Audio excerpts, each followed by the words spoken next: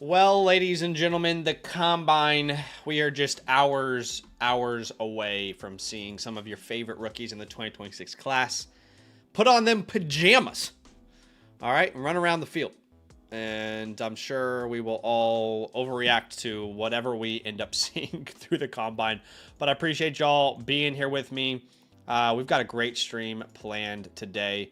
A lot of team playbooks in the queue that we're going to get to. That rhymed. But yeah, we'll definitely do a lot of custom team reviews today. I'm excited for that part of the stream. To begin the stream, we'll be talking about the Combine, jumping into some rookie drafts, looking at some landing spots from a recent 3-round mock draft from, I believe the website is called Fansided. That's correct. Fansided is the website. I'll paste a link to the landing spots there in the chat if you guys want to follow along, because we will have some interesting conversations from this mock draft that was created by Fansided. I believe the person who created it, their name is Cody Williams. So shout out to Cody Williams. But I appreciate y'all being here. Let me know who I'm hanging out with, who's in the chat. I know we've got Scribbles here. What's happening? What's up, Homer's dad? What's up, Gavin in the building? I see y'all. Thanks for showing up and hanging out. We've got some great conversations coming. I see you there. There you are, Scribbles. There you are, Gavin. There you are. There you are, Wyatt. What's up? Welcome in, game. Okay, so like I said earlier, we are going to do a 2026 rookie mock draft, and we will do that through the Flock site. So I'm going to go to draft. I'm going to create a custom one, a private draft here. We're going to make it, let's say 120 seconds. We'll do a rookie superflex draft. Let's see, full PPR and 3 rounds. Okay. So if you guys want to join this mock draft, the best way to do so is by joining our Discord. Now in our Discord, you will see, under the land tab, you will see a mock draft channel. Okay, and this mock draft channel is very active. We've got a ton of people pretty consistently drafting over here. But again, you go to our Discord, and then under the land tab, you go to the mock draft channel. I'm gonna say hello because this is exactly where the link is going to be. Let's see if Nightbot isn't sleeping. Discord. Maybe I spelled Discord wrong. They'll put the Discord link there in the chat for you. It's also in the description. But I am going to go ahead and paste that link here. It will be first come, first serve. And then while that is filling up, we'll kind of look at some of these landing spots and have some quick conversations here. So that link is in there. And if it doesn't fill up, we'll put it over to the YouTube chat. What's up, Tin Man? Welcome in. What's up, Sparrow? Welcome in. I appreciate y'all coming in here and hanging out. It's going to be a good time, ladies and gentlemen. Now, okay. One thing I do need to let you guys know is we are days away from the 40 in a week Feb initiative finishing, okay? If you're not aware what the 40 in a week Feb initiative is, essentially for the entire month of February, each week we've had a goal to hit 40 annual Mother Flocker members, and that's not just to grow the channel, but it's also to do some good. If we hit that number, I was going to do a hairline reveal. You guys are going to see what's underneath the cap. I know it's kind of a funny little small thing. Regardless whether we hit that number or not, I was committed to donating. I still am. 10% of every Flock Fantasy membership with the code LAND to A21. If you don't know what A21 is an organization that focuses on fighting human trafficking. They're an absolutely incredible organization. I've known them for over a decade myself. Go to a21.org if you want to learn more about what they do and how they approach human trafficking. They're an incredible organization. They've been around since the year 2008, and they're a great resource for people who are in desperate need around the world. Now, the reason I'm even saying that to start today's stream is because we mentioned to begin the week that for this week only, a lot of people messaged me and said, Zach, I don't know, like I want to be a part of this, but I'm already a member, or it's going to renew next month, or it already renewed in January. Like, how do I actually be a part of this? So I figured, you know what? For the last week, we're going to allow people to be a part of it, whether they become an annual Mother Flocker member or if they buy a team playbook. So those are the two ways that you can be a part of it. And I am like absolutely thrilled to announce to you guys, we are at 23 right now of the week. We have until the 28th finishes. So technically we have we have like 3.5 days to get there. I am shocked that we are already at 23. You guys are awesome. I appreciate all the love and the support. I want to give a shout out to people like Fried Donuts, Big Dave. Give a shout out to Jay Willie, CT Kern, OMGZ, The Devil's Cartel. Let me keep scrolling down and seeing people who kind of signed up here recently. Young God, Sifo. Want to give a shout out to Dynastic Imposter, Hop, 92, the Mike Evans. Mike Evans actually decided to support. Mike Evans said, you know what, this is pretty sick. Shout out to M. Reed. Just so many of you guys deciding to be a part of the initiative, and I appreciate you guys big time. So want to let you know, on today's stream, we will be doing some team reviews, some team playbooks. You can get into the queue, and I will actually put that link in the chat if you want to get your team review tonight, or you want to become an annual Mother Flocker member. That link will be pinned in the chat. So you'll have a chance to kind of contribute to that as well, as we kind of have one final push for the month of February. Obviously, the Combine is this week. Who's excited for the Combine? Let me know what player you're the most excited about watching at the Combine. I have been doing a lot of scouting this week because I needed to catch up on a couple of the positions. I've been scouting the tight ends, and I'll be honest, guys, like there's a couple tight ends that I actually really like, and I'm very intrigued to see how they perform at the Combine. I've scouted Eli Stowers. I've scouted Max Clare, Michael Trigg. I did yesterday. I'm planning after the stream to go out and scout names like Justin Jolly and Sam Roush, Eli Raridon, if I'm saying that right. So honestly, the tight end class is looking much more interesting to me than I originally anticipated. Obviously, we all have expectations at the Combine that Kenyon Sadiq's going to come out here and just test out of the gym. I will be shocked if he doesn't. Jeremiah Love decided that he's going to do the field drills, which, I mean, that's very exciting. I think Damon Claiborne might end up being the fastest offensive player at the Combine. It'll be fun to watch him. He's got some really special juice. At the wide receiver spot, obviously you're going to see some of these names put on a show. Zachariah Branch has big expectations, but it's going to be a fun week. And then I will be releasing updated rookie rankings video right after the Combine as well. So yeah, we are still looking like we got some spots in this rookie draft. So if you want to join, I'll put the link there. And by the way, if you want to join any drafts at any point ever, first step is just to create a free account using the promo code LAND. Once you have a free account, you can join any draft with anyone on any stream. And you can also go into the mock drafts tab, you know, and mock draft with all of our community, because they're pretty consistently in this chat drafting with each other and saying, hey, who wants to come out here and draft?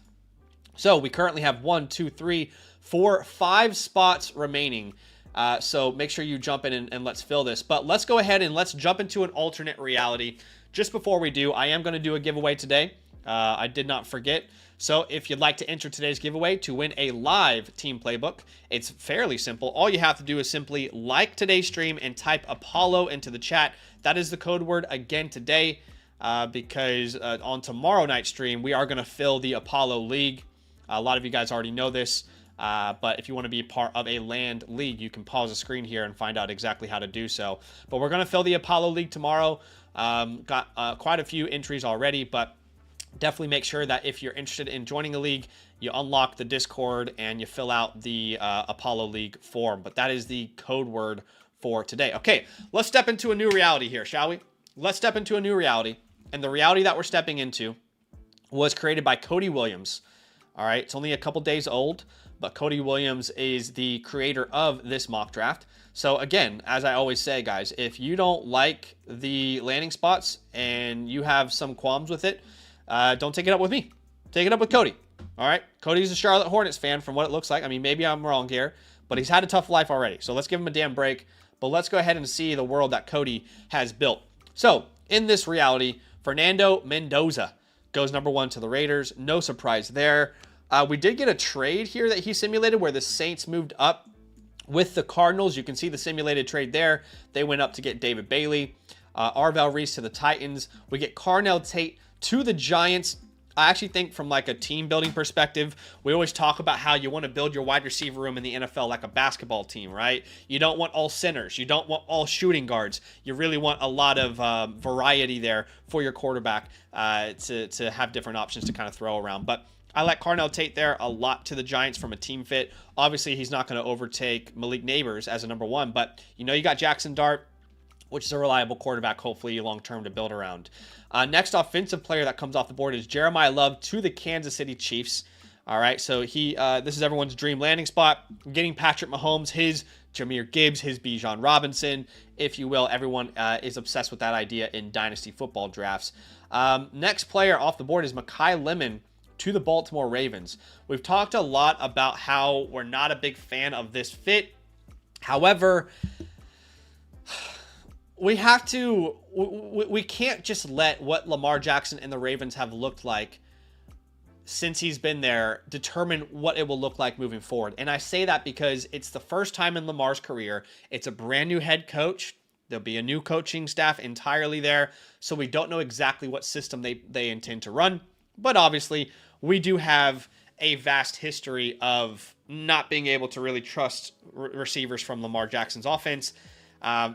Yes, Zay Flowers finished as wide receiver 7 last year, but most people who had Zay Flowers in their leagues, he didn't really get them to the playoffs anyway. Okay, let's keep going, where the next offensive player off the board is Jordan Tyson to the Panthers. I keep seeing this. I don't like it. I really don't like this. To me, this is worst case scenario for any of these receivers. If any of these receivers end up in Carolina, I think it's worst case scenario. Just simply because Tetairoa McMillan, if he was in this class, would be my wide receiver 1. And that doesn't mean I don't like this class, because I really do. But he would be my wide receiver 1 in this class pre-draft, even before we consider draft capital. I think he had a very good rookie year considering the situation that he was in and the lack of passing volume that the Panthers currently have. But we already don't know if we can answer the question, can Bryce Young support a top 12 wide receiver finish, a top 10 wide receiver finish? Is there enough volume? We don't know the answer to that.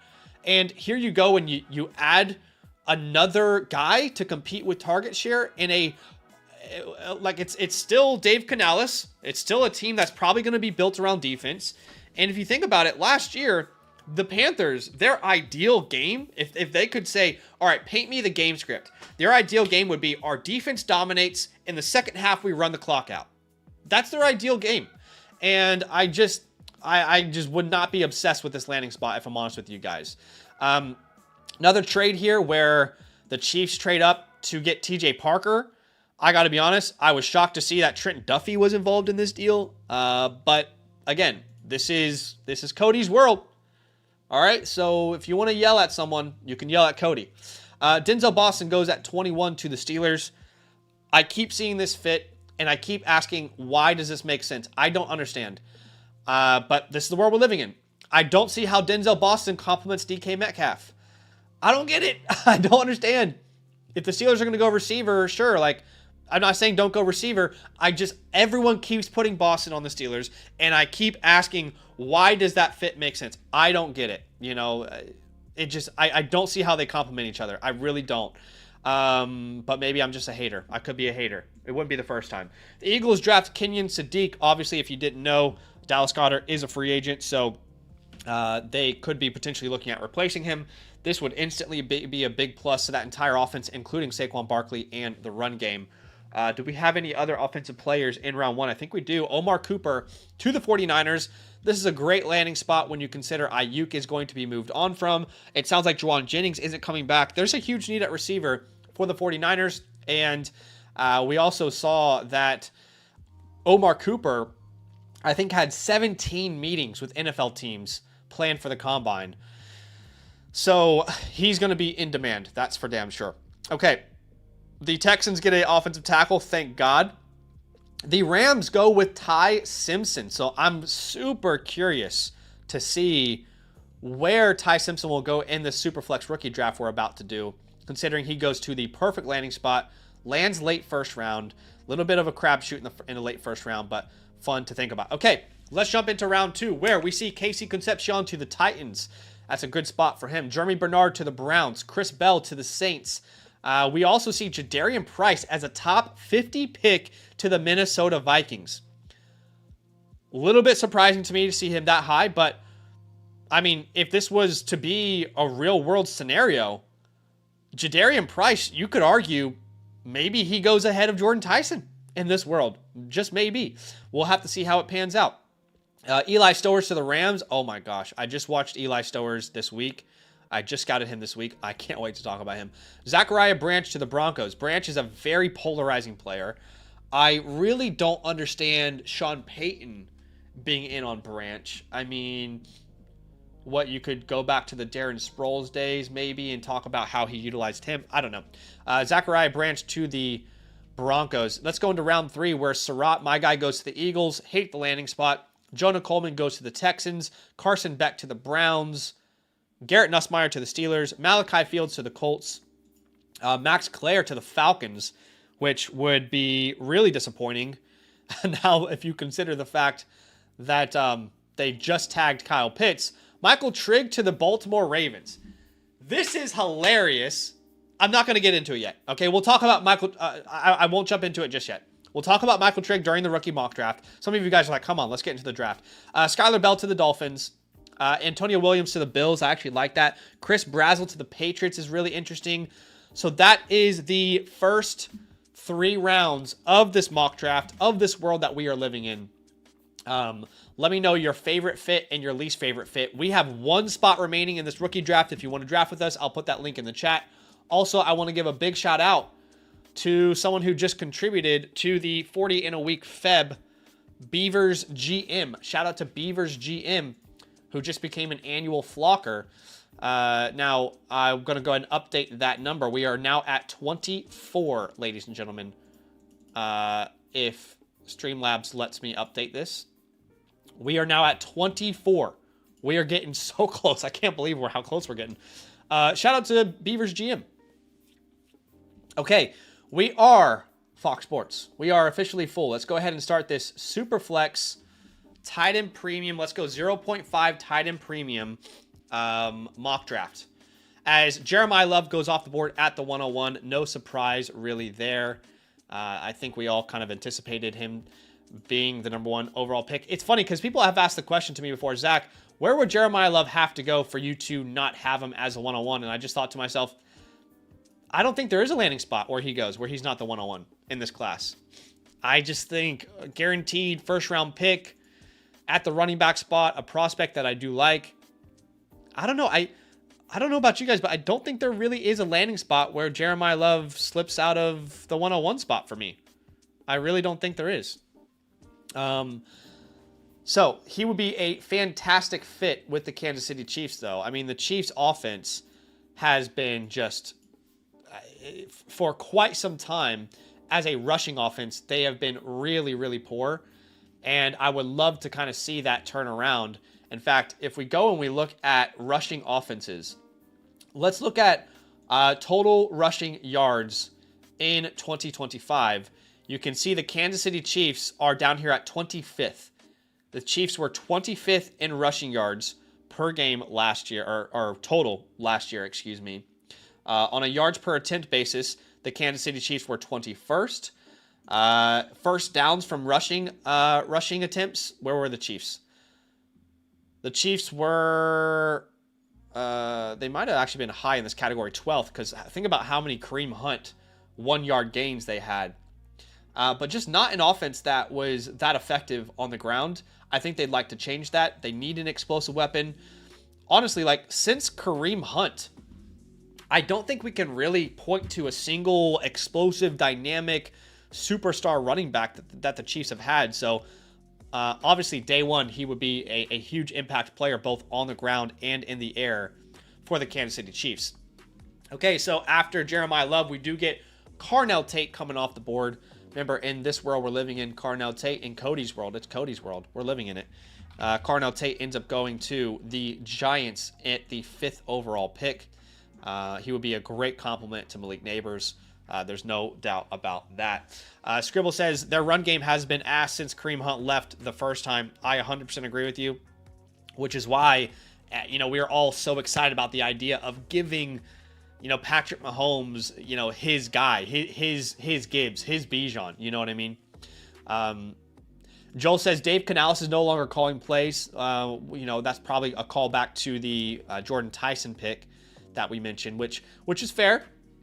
But still, I don't think that this team trusts him enough, Bryce Young that is, to really just say, okay, Bryce, go out there and win the game for us. Just go out there and sling the ball around. All right, we trust you, buddy. I just don't know, man. I just don't know if they trust him in that way. Mendoza at the 103 goes to the Raiders. We'll have, obviously, Bowers and Genty to build around there. We do see Mekhi Lemon at the 104. Remember, he was the 14th overall pick to the Baltimore Ravens. What do you guys think about Mekhi Lemon to the Baltimore Ravens? I want to hear from you. All right. If Mekhi Lemon is a Raven, what's his career upside? What do you think? Top 3 finish? Top 6 finish? What do we think? Like, what number would you put on that? I don't want to put, certain limitations on a player just because of their landing spot. But we have to be realistic about what's possible in an offense connected to Lamar Jackson. We have to be realistic about that. Jordan Tyson does come off the board here at the 105. And remember, he went to the Panthers at 19th overall. I said this earlier to you guys, but I would say it again. I don't think I would make Jordan Tyson, if this is actually the world that we ended up seeing pan out. I don't think Jordan Tyson would be in this tier anymore for me. And I'm a Tyson guy. Assuming Tyson goes top 15, he should be in this tier.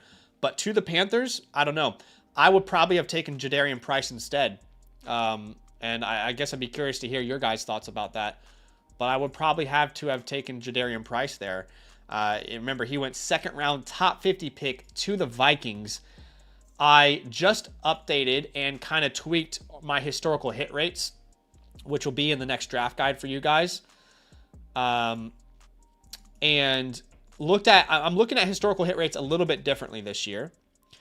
But I can tell you, round 2 running backs are the second safest bet to make of any rookie pick outside of round 1 running backs, both for star and superstar statuses. So Jadarian Price there, to me, I just think that's an incredible pick that was just made.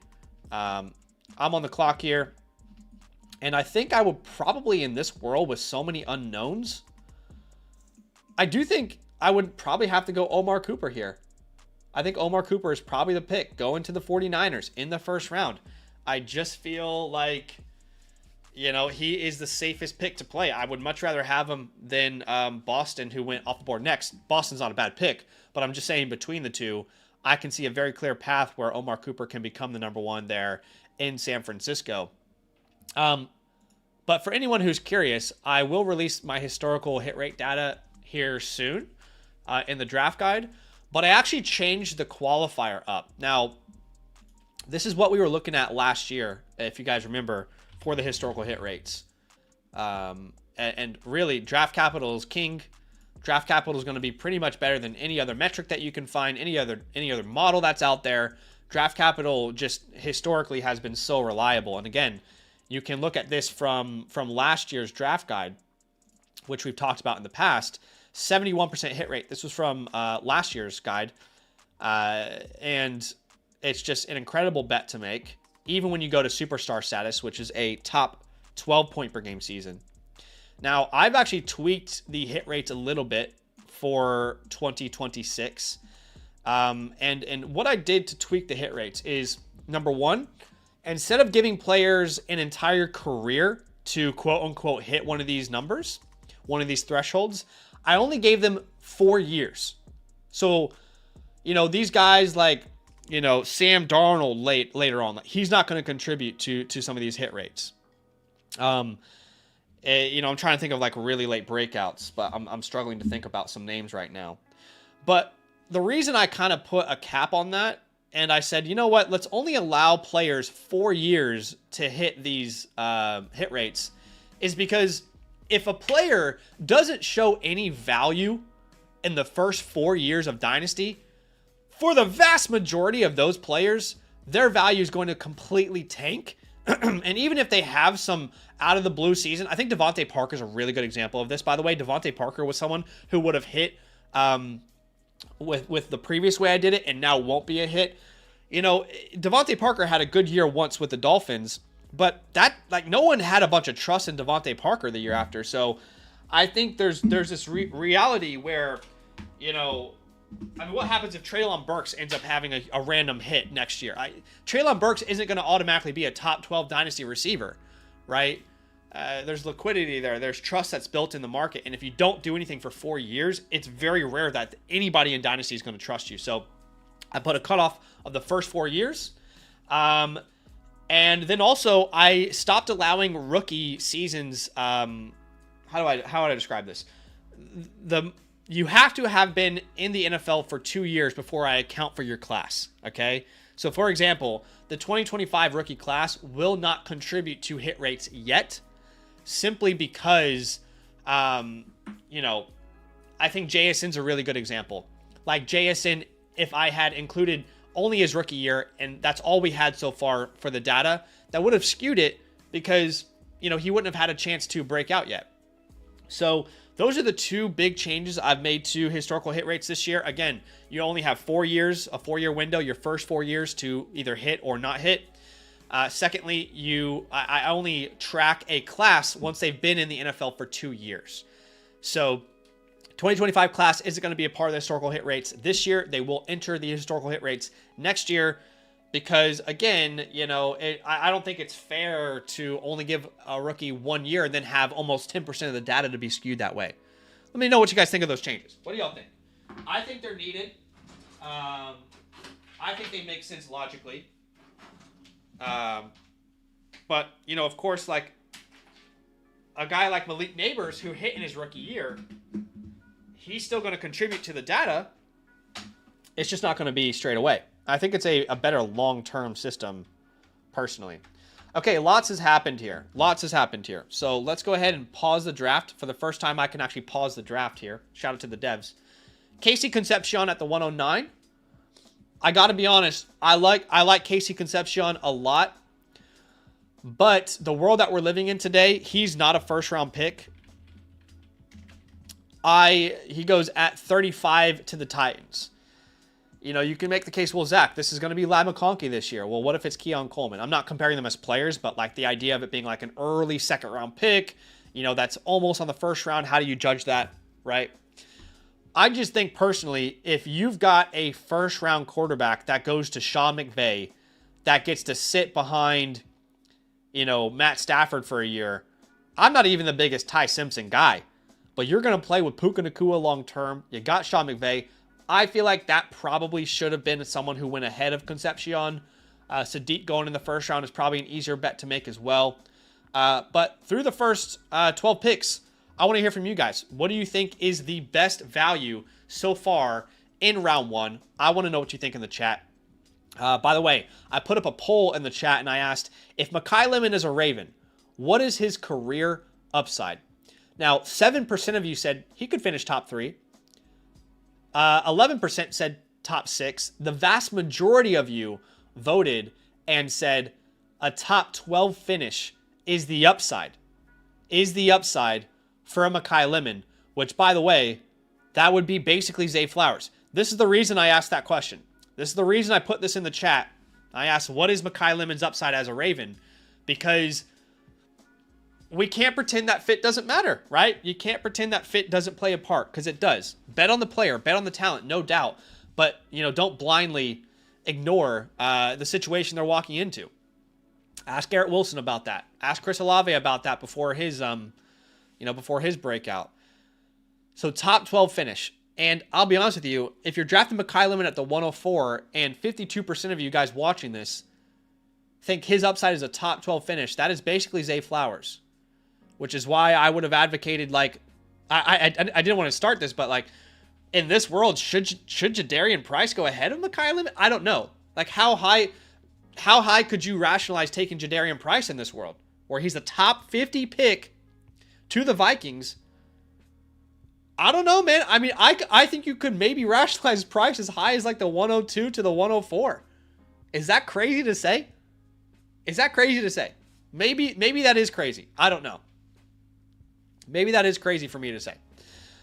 But yeah, it's a fun conversation to have. Okay, I asked the question. I said, in the first round, who do you think is the best value? And we've got JMO saying Tyson. We've got a couple people saying Simpson here, Ty Simpson. A lot of people going Ty Simpson. We've got a couple people saying Price. Shout out to Grant and Mike here saying Price. Dude Stuff says Emmett Johnson, but Emmett Johnson hasn't been drafted yet. But I love you throwing a name out that you like. I think that's nice. But that is the end of round 1. We will jump into round 2. I want to let you guys know that we are doing a giveaway today. If you want to enter today's giveaway, it's very simple. All you have to do to win a live team playbook is simply like the stream and type Apollo into the chat. Those are the 2 ways, 2 steps you need to take to enter today's stream. Again, the giveaway, like the stream and type Apollo into the chat, and you will be entered to win a live team playbook. We got a lot of playbooks to get through today. Okay, let's jump into round number 2. As Stowers comes off the board, I think I can talk about Eli Stowers now. He's not in the draft guide yet because I have been spending this week scouting tight ends, guys. But I got to be honest, y'all. I like me some Eli Stowers. I really do. Where did he go in this mock draft? Eli Stowers went to the Rams at pick 61. I hate this landing spot because, I mean, I hate it simply because Terrence Ferguson was just drafted there. So I don't know that like it logically makes a lot of sense. In fact, I would have preferred they would have swapped Branch and Stowers. So Stowers went to the Broncos and Branch went to the Rams. So I really hate that Chad did that. Chad, you know, it's his world, so we have to respect him. But what I will say is Stowers is he's a fun watch. I really liked watching his game. Special upside. He's not a guy that you're going to, draft and expect him to make a big impact as a blocker. He's not going to be that player. He's just a nightmare mismatch for linebackers. This really is, like, if you guys are looking for this year's Harold Fannin, to me, if there's a guy that's going to go a little bit later in a draft and has a chance to be a big receiving threat in year 1, I think it's Eli Stowers. If there's anybody that's going to be Harold Fannin this year, there's one more guy that could potentially be in contention there. But he's a former quarterback, Texas A&M and New Mexico State. Great analytical profile, by the way. If you look at 131 tight ends in college football this year with at least 25 targets, he ranks 5th in PFF grade, 2nd in receptions with 62, tied for 2nd in targets, 1st in receiving yards, 3rd in yards per route run. Handled a huge workload. Had a 27% career weighted dominator rating, which is comparable to names like Bowers, Pitts, Hawkinson, Ingram, Kincaid.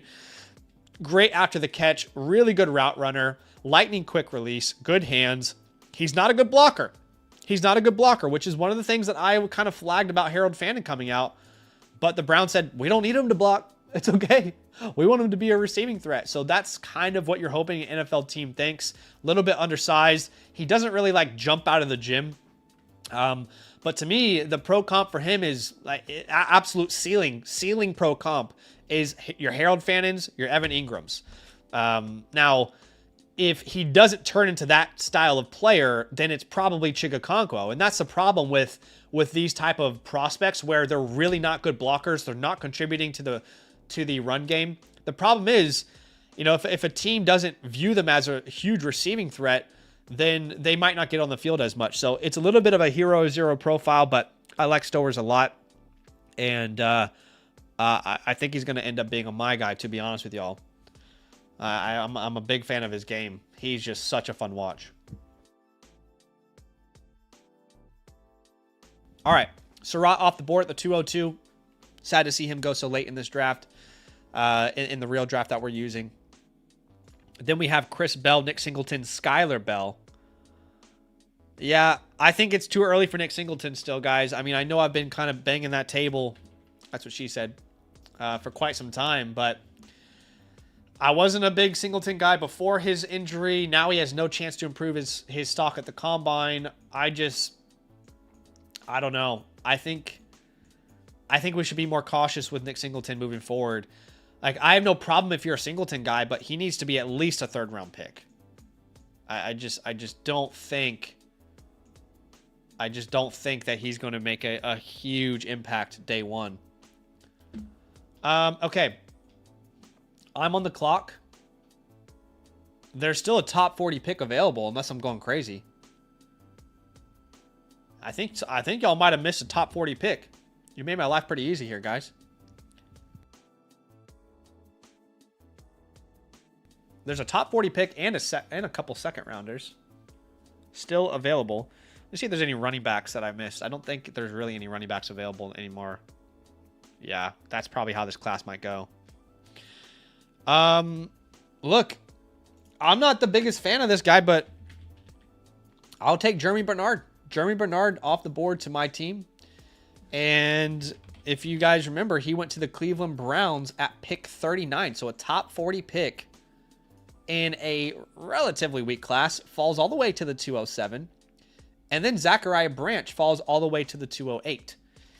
And Branch is a really polarizing player. I see people making an argument for him and against him pretty much feels like on a daily basis. I feel like every time I'm opening X, I'm seeing some sort of argument for or against him. Now, this was cool to see from Doug Farrar. And this is what I've talked about many times. Zachariah Branch, it was very gadgety. Even if you think he is capable of being more than a gadget player, you have to recognize that the way he was utilized at Georgia was very gadgety. All right, it was Malachi Corley. It really was. It doesn't mean you can recognize that and still like Branch as a player. But they clearly didn't trust him to be someone to stretch the field a lot vertically, to run complex routes. 51% of his routes came from screens. That's pretty damning. It's hard not to look at that and I don't know, dude. I don't know. You can explain it away in a lot of different ways, but that's a tough look. That's a tough look. As Branch comes off the board, then Chris Brazel, who went to the Patriots.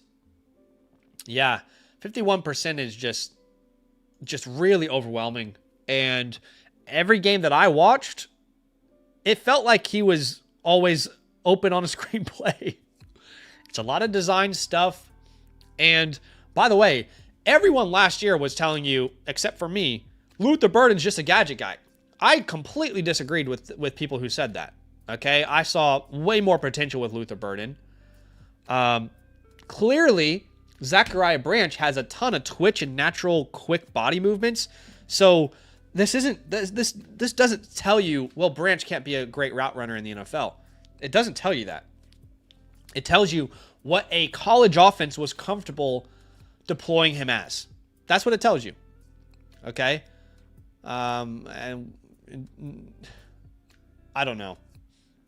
I mean, I'm thinking about like Xavier Worthy, and they're different players, but I'm thinking about how limited Xavier Worthy is as a player in the NFL and how you really can't design a game plan around him. He's supposed to be like this addition to the game plan. And I can't help but feel the same way about a Branch. I mean, people are saying he's Tyreek Hill. Like Tyreek Hill's story was so unique. It was so random. You know? By the way, not only did he have 51% of his routes as a screen, but he also had a 3.3 average depth of target, which is not only the lowest in this class by a hefty margin, it also ranks 244 out of 246 wide receivers this year who had 50 targets. He's not great versus press, smaller wingspan and catch radius, which is really like, again, the smaller wingspan, the smaller catch radius, that all, again, if you are worried that he is not a player that can stretch the field and be used vertically and relied upon, if you're trying to claim he's not a gadget, that also doesn't help that narrative. You know, people can say he's super versatile. I don't know, like, my favorite comp for him right now is Tavon Austin, and I don't know if people like that or not. I don't know if people are going to like that or hate that, but to me right now, my favorite comp is Tavon Austin. And that's just where I stand right now. Tavon had a game that was so electric in college, so fun to watch. Didn't translate that well to the NFL. It just didn't. You know?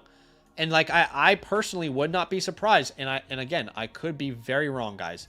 But I personally would not be surprised if at the end of the day you look at Zachariah Branch's career and it looks something like this.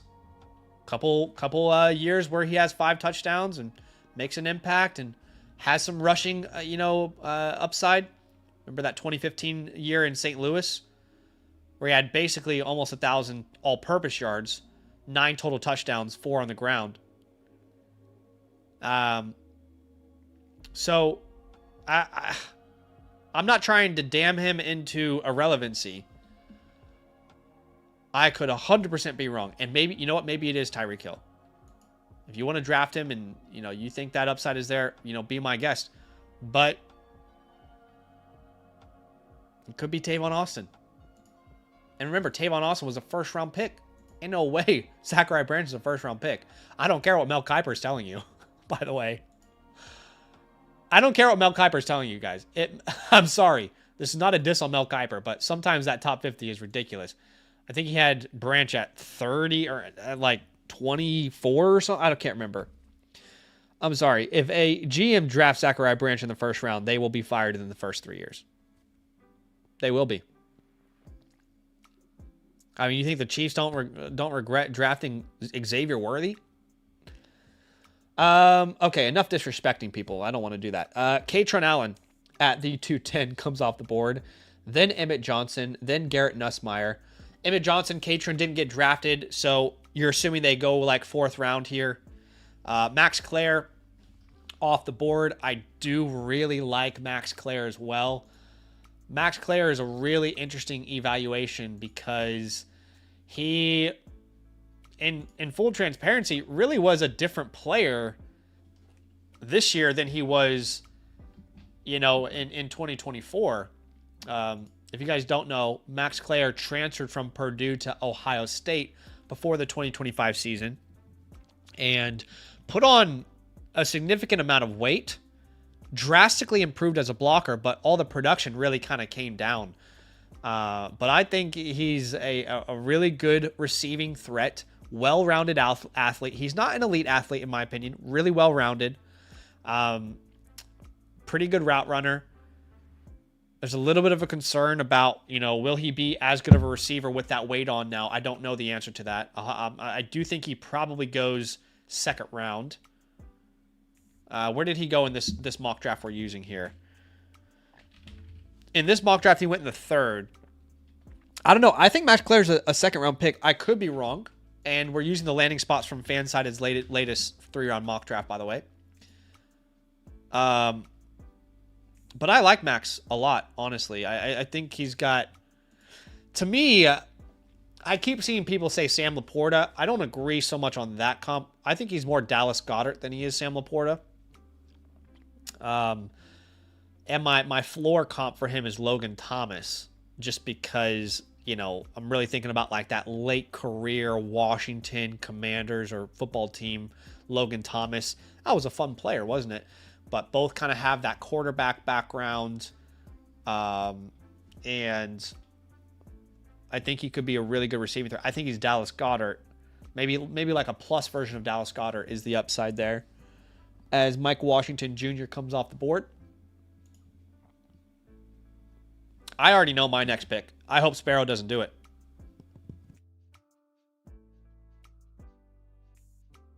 Please don't do it, Sparrow. Damn it, Sparrow! Come on, man. Give me a break. I was going to, talk the guy up. Well, Malachi Fields is gone. You know what, Sparrow? You sick son of a bitch. You just pulled the rug right underneath me. Pulled the rug right underneath me there. Yeah, well, there's not really anyone, I don't think that hasn't been drafted yet. So I will take Eli Heidenreich, which we can talk about in a second. But Michael Trigg was a fun watch. I'm personally more worried about Michael Trigg and the idea of him only playing one role as a tight end than I am like an Eli Stowers. But I definitely like Michael Trigg a lot. And I see some real potential there. Trigg is a little bit undersized, much more of a receiver. He's an even worse blocker than Eli Stowers is, but to me, why I thought it was so funny that Michael Trigg went to the Ravens is because my comp for him was actually Isaiah Likely. So I just thought it was funny because if the Ravens did this, they would basically just be letting Isaiah Likely walk and then replacing him with Isaiah Likely again. That's the kind of player I think Michael Trigg is. Again, not going to be a big part of your run game,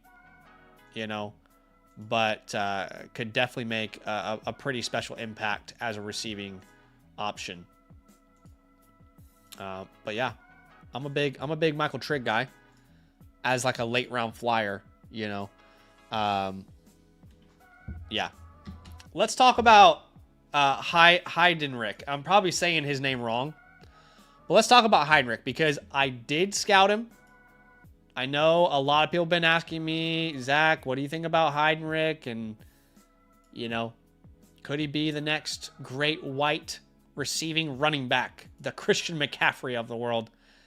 Just because someone wears a number that's the same as a different player in the NFL doesn't mean they're going to be that player, guys. I hate to break it to you, but probably not going to end up being Christian McCaffrey. What I will say is he is definitely one of the most unique prospects in this entire class. If you actually go look at their websites, Eli is actually listed as a fullback, which is strange because let me double check. I'm pretty sure he's not that big, if I remember correctly. Eli is, I can tell you he's 5'11", 204 pounds. So I thought it was strange to see him listed as a fullback because he's very obviously not a fullback. But super unique, plays running back, plays wide receiver. Navy lined him up everywhere. You guys want to hear this?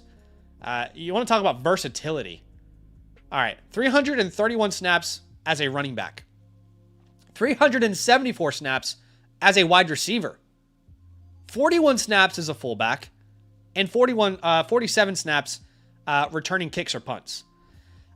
His production is hilarious to me in the last 2 years in a good way because, it's like, wait, he put up how many yards?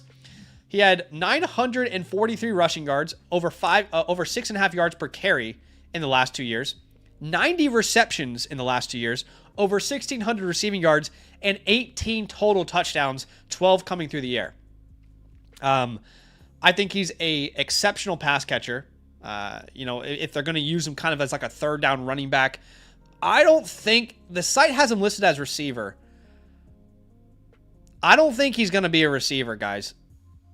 I don't think he's going to be a receiver. Does anybody know what he did at did he go to the Shrine or the Senior Bowl? I can't remember which one. Does anybody know what he played at one of those Senior Bowls or the Shrine Bowl? He's 5'11", 204 pounds. The reason I don't think he's going to play receiver is because that wingspan, that catch radius, is tiny. At least from what I saw on film. We'll see official measurements here. But I think he can be a great pass catcher out of the backfield, kind of as like this third down running back, running back. I love the short area quickness. He had, I think above expectation, for me at least, as a, let me make sure that this draft isn't completely screwed. Okay, is the drafts, let's see. Sorry, guys. Give me 1 second. I apologize for all the Eli guys who are like frothing right now.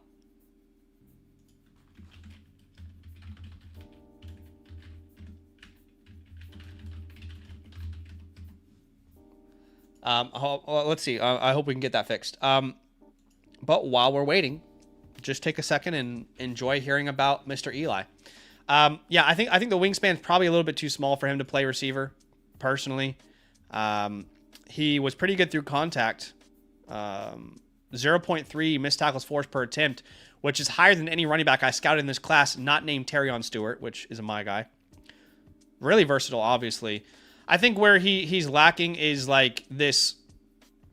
Okay, so how do I describe this? I wrote this down, and you guys can hate me if you want, but I said, what is he really in fantasy football? Like, really, what is he in fantasy football? The guy had 77 carries this year, the fewest of any in this class that remained healthy. Was a perfect fit for this like Navy flex bone wing T option offense, which you don't see anywhere in the NFL outside of like the push or tush push at times, or like just these random plays.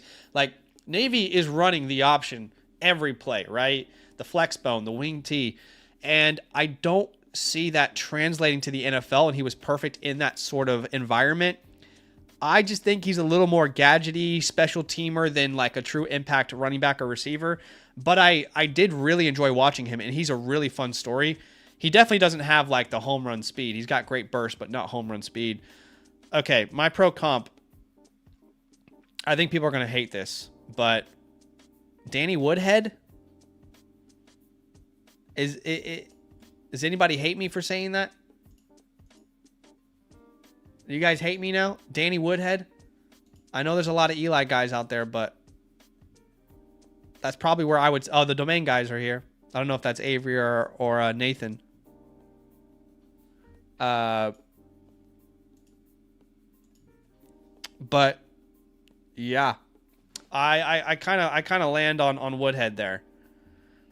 Josh Dobbs says, Danny Woodhead, sneaky athletic. Wait, let me just remember. Wait, give me 1 second. Let me just remember one thing. Let me just remember, if is Danny Woodhead sneaky athletic? Give me 1 second. I just need to remind myself. Hold on. Danny Woodhead. Yeah. Sneaky athletic for sure. Sneaky athletic. Yep. No, I agree. No, all jokes aside, I thought it was a pretty good comp. I think it's more realistic than some of the other comps that I've seen. Dude Stuff says Woodhead is a good comparison. Okay, so we're all on the same page. I know, like, some people are very, very high on him, so I don't want to,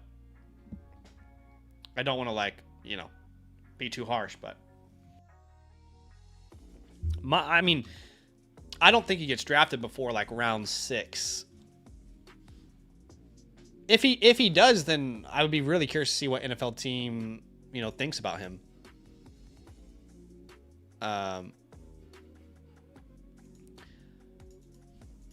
So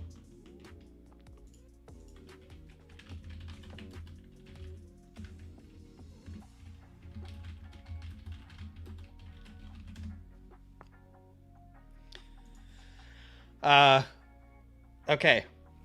Ted Hurst is a name that I definitely want to scout here very soon. He's got big expectations at the combine. Brennan Thompson as well coming off the board here. I've seen his name rise recently. I'm not sure if you guys have heard much about him, but I've definitely seen his name rise in recent weeks, and definitely a guy that I'm going to be monitoring pretty closely. Can I insert a player here? The draft must be paused. Okay, let's see. Insert player. What if I just manually do it and then hit resume? Okay, I think I fixed it.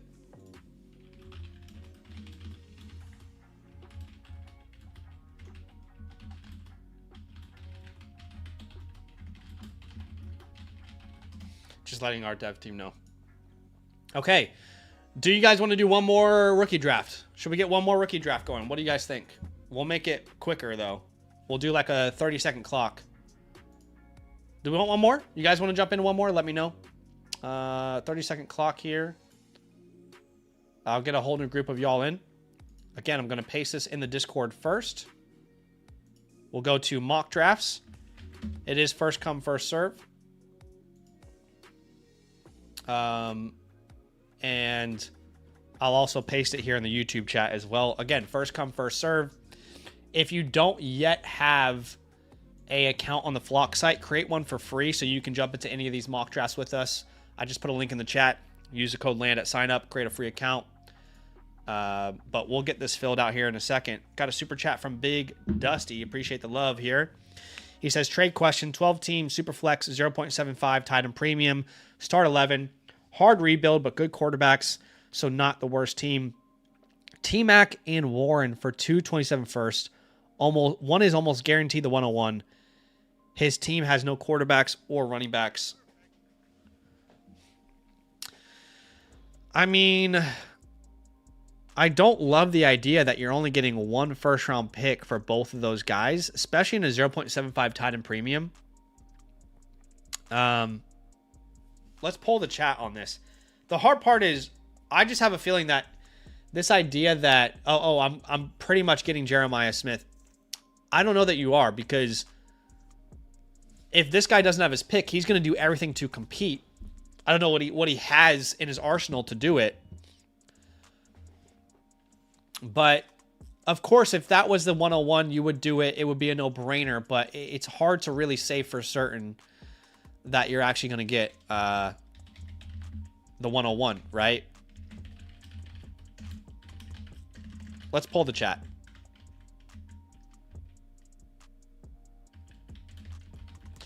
In a 0.75 tight end premium, to give up on Tyler Warren and McMillan like that is tough, I would say.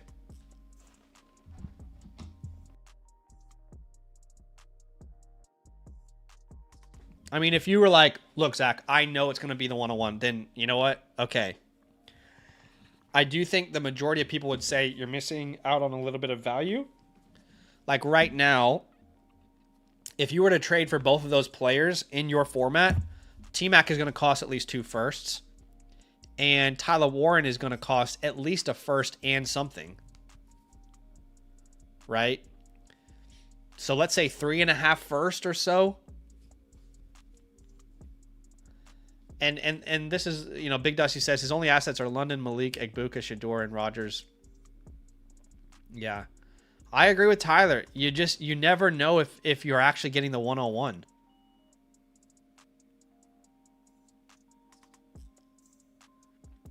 That's a good question. Are you trading McMillan and Warren to the guy who has the 101? Or is it someone else who has his pick and you're getting the pick from him? Because that's also something that you should consider. I'm not opposed to the trade. What happens if you do this trade and, God forbid, Jeremiah Smith has an injury, a serious injury?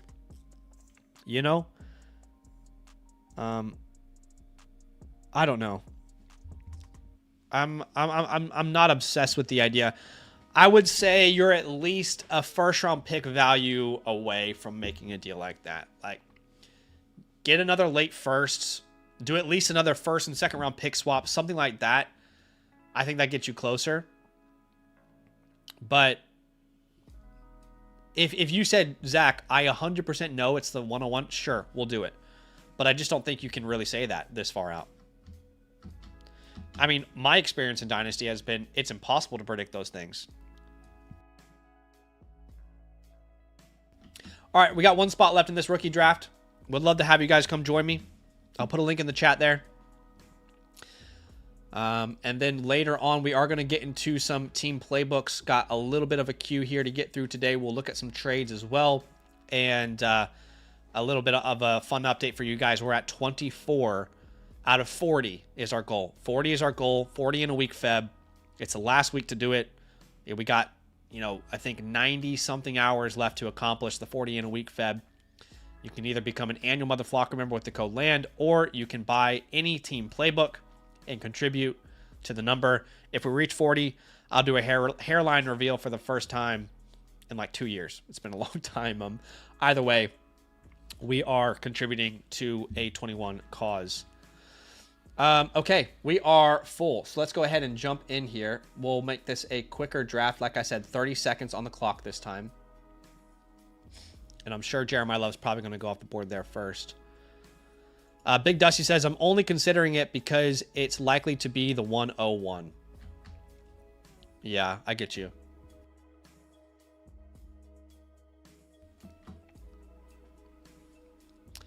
Alex says, hey, I had the 12 spot and the phone is lagging me out. Okay. Try refreshing and let me know. That's okay, guys. We're using the landing spots from Fansided's latest 3-round mock draft. All right. And this is from... I'll put the link in the chat there. But this is from Corey. Corey made this mock. Not our Corey, as in Stock Exchange Corey, but... All right. So Jeremiah Love and Jadarian Price go back-to-back. I probably wouldn't... I mean, look, I said earlier in the earlier drafts that I don't think it's crazy to consider him at the 102 if he's truly a top 50 pick to the Vikings. So I don't think this is insane. It looks weird. It looks strange. It feels weird. I probably still would have gone Tate and Mendoza ahead of him, but it's pretty close. It's not a bad bet to make. A round 2 running back, especially a top 50 pick, that's a pretty easy bet to make, y'all.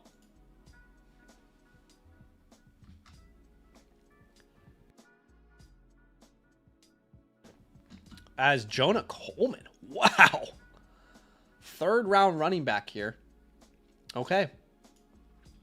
So we do get a 3rd round running back in Jonah Coleman over quite a few 1st round options still available. If I'm not mistaken, Denzel Boston is still available, which might be where I'm going to go here. Jordan Tyson was already drafted. Kenyon Sadiq still available. I'll take Sadiq here. He goes to the Eagles. I don't know, guys, about Sadiq. I don't have my final thoughts prepared yet to talk about Sadiq. But what I will say is, and I don't want to hurt anyone's feelings here, but I believe he is being propped up a little bit because of purely athleticism. Is that a fair way to say something? I feel like he's much more a... I don't want to say the wrong thing. I don't want to step on toes. If I was an NFL team, I probably wouldn't take him until round 2. But a round 2 tight end is still a very good prospect. I mean, there's just a couple red flags, you know, for him to be a consensus top 10 pick that scare me a little bit. I will say, like, the ceiling comp is very much George Kittle. I think he's a really good blocker. He's slightly undersized, not really, but I think he's a really good blocker. He has that, like, aggressive, you know, vicious pride to his blocking. And I like that part of his game a lot because I think he does see the field day one. He's vicious in almost every aspect of his game, to be honest. And again, the athleticism is overwhelming. Like, I would not be shocked if this guy comes out at the combine this week and has like a 9.5 RAS score, right? I wouldn't be shocked at all. But I didn't think the route running was as good as everyone else did. And of course, you have to adjust for them being tight ends, and it's not going to be the same movement skill as a receiver. But I didn't think the route running was exactly where I wanted it to be. It's a lot of rounded off routes, not a ton of attention to detail. I don't think he's a natural separator. And the ball skills are I don't know. It's a little bit up in the air. He doesn't have these, like, okay, so like Max Clare, to me, even Jack Andrews to a point. Like, there's like this like natural pass catching. You know, you got those soft hands. It feels really comfortable for you to make these difficult, you know, receptions. And I don't know, man. He can improve. Sometimes it's just concentration. Other times, you know, the drop thing is real. Like, if you're gonna say, well, I don't know about Casey Concepcion because of the drop thing, you gotta say the same thing about Sadiq a little bit. 13% drop rate, which ranked 110th out of 123 tight ends with at least 25 targets in college football this year. And it shows up on film. Sometimes they're a little icy. You know? Sometimes, not always. And for me, I thought the Yak was a little underwhelming. He didn't break as many tackles as I wanted him to. Wasn't as elusive as I wanted him to be. I don't know. I think, again, the top tippy top ceiling comp is still George Kittle. Because of the baseline you've got. And, you know, when an NFL team is drafting a Sadiq, many NFL teams are doing this, they're really more focused on the traits than, you know, the idea of what they fully are right now is some finished product. So I'm trying to compensate for that. Yeah, it's really interesting. I mean, I think about him like with the Chiefs, and then the Chiefs go like if the Chiefs were to sign Breece Hall in free agency or something, or Ken Walker, it's not likely to happen, but, you know, if they were to fix their run game and then add a guy like Kenyon Sadiq, I think that would be an awesome fit. You've got Kelsey there another year, I think. Let him learn. Let him be an awesome, you know, just monster in the run game. I don't know, guys. I don't have him as like a gold level prospect. But the story is still not completely finished on him yet. So I apologize if you're a big Sadiq guy and this is hard for you to hear. Let's see what you guys had to say about that. Cameron says he profiles as a better real life tight end than an elite fantasy asset. I kind of almost felt the same, Cameron. Like, I don't think it's crazy that you're saying that. Or almost like, will it be in Njoku where it takes longer than you want it to for him to contribute in the way that contributes to fantasy success? Good Time says Sadiq's best trait is blocking. I think it's probably the athleticism, but I definitely think it's fair for you to say that because it's what stood out to me. And there are people who are asking the question like, well, is he too small, Zach? You know, is he not a good blocker? No, I mean, he is not too small. He's a fantastic blocker.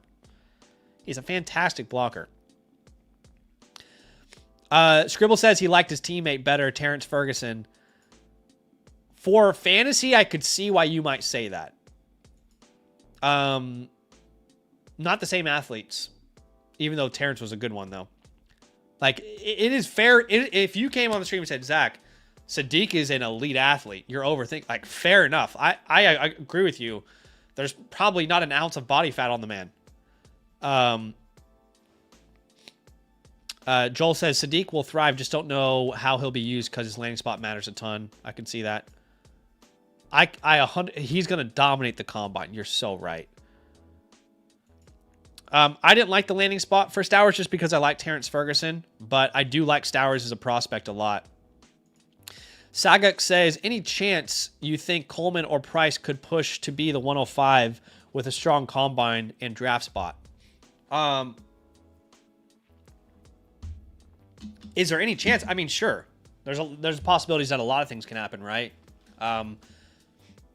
The world that we're living in today in this mock draft, if you guys are just joining, Jadarian Price was a top 50 pick, so second round to the Vikings. And, you know, I mentioned earlier, I don't think it's crazy to consider him as a top 5 pick if that's the case. I don't see Coleman going in. Between Coleman and Price, it would be Price if one of them goes top 50. But I don't know. It's a fair question. I'm going to grab my guy, Damon Claiborne, here.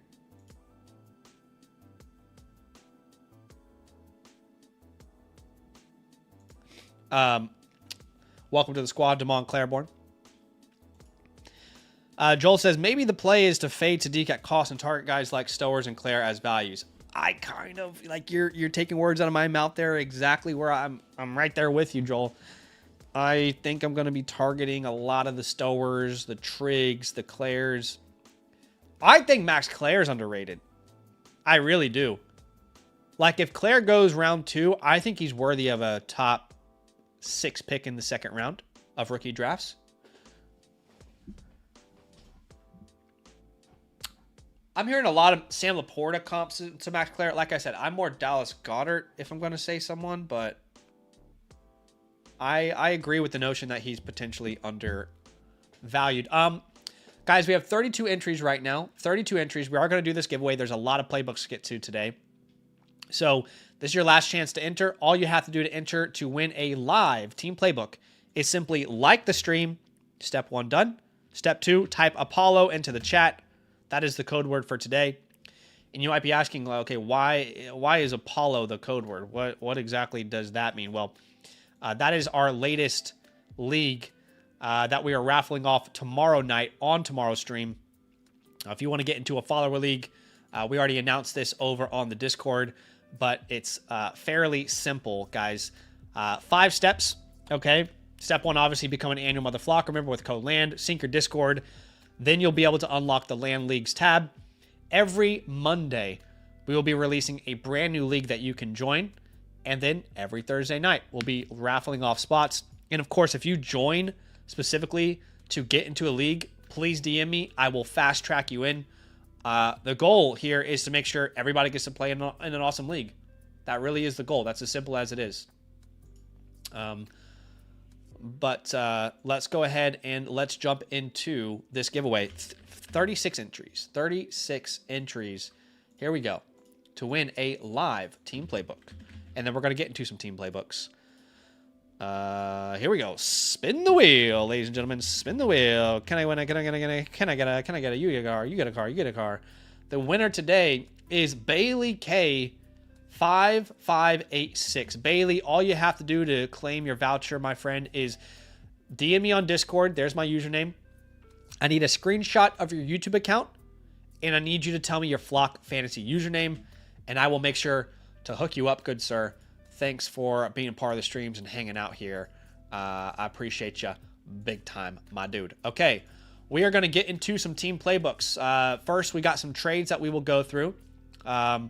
But today is a great day to go ahead and get a team playbook in. There's no pressure to do so. But if you want a customized review of your Dynasty team, you want me to look at it, come up with customized trade ideas for you, really in-depth process, then you can use the promo code LAND. You can become an annual Mother Flocker member. That will give you a voucher that you can use through the Flock store.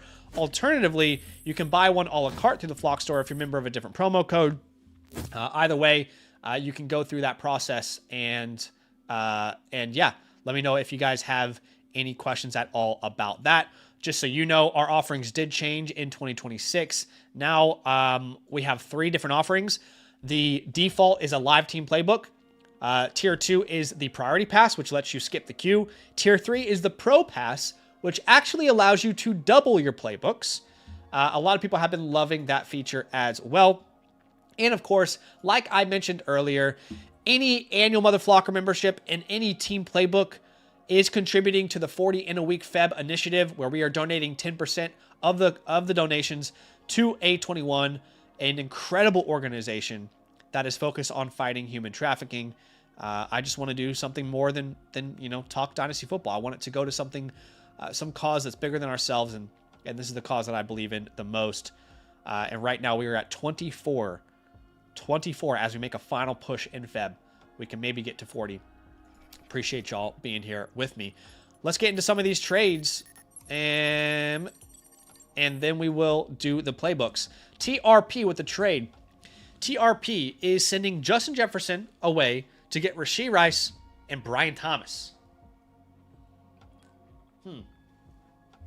It is a Superflex start 10. I don't know, man. I'm not obsessed with this. Maybe the Rashee Rice thing goes away completely. But Jefferson just seems so safe. And I don't really know exactly what Brian Thomas Jr.'s career arc is going to look like. I know our guy Sammy loves him. I like Brian Thomas a lot. I'm very curious to see what he looks like in year 2 of Liam Cohen's offense. I think you're taking on a lot of risk here. I don't think keeping Justin Jefferson is very risky. I think sending him away is risky when you're adding 2 assets that are very volatile. Is that fair? Is that fair to say? I'd say those are two volatile assets. I lean towards keeping Jefferson here. And so far, we've had 8 people vote in the chat. Let me know what you guys think in the chat there. And the majority of them are agreeing that they would keep Jefferson. I'm not opposed to the idea. I would rather have one of these assets and then draft capital than 2 of these assets and just take on a lot of risk. So, for example, I want their 27 first. I want maybe one more first and Rashee Rice, right? If they have a 28 first, or, Brian Thomas and 2 firsts. I'd rather go that way than the idea of, just taking on all that risk there. Jay Willie with the trade here. It's a Dynasty Superflex 8-team start 13. And actually, I think this is probably the same team he has here. Let's see. He's sending away Kittle, Burrow, and Taylor. Let me look at his team real fast because I think... Yeah. We're going to look at that trade when we review his team because it's related to his actual team there. So we'll look at that in a second. Trade just came in from Insabs. What's up, Insabs? He says, kind of just an idea to up tier. Could go after Achane, McBride, Hampton, etc., or just stay. What are your thoughts? So, you're in a 12-team start 8, so it's a small starting lineup.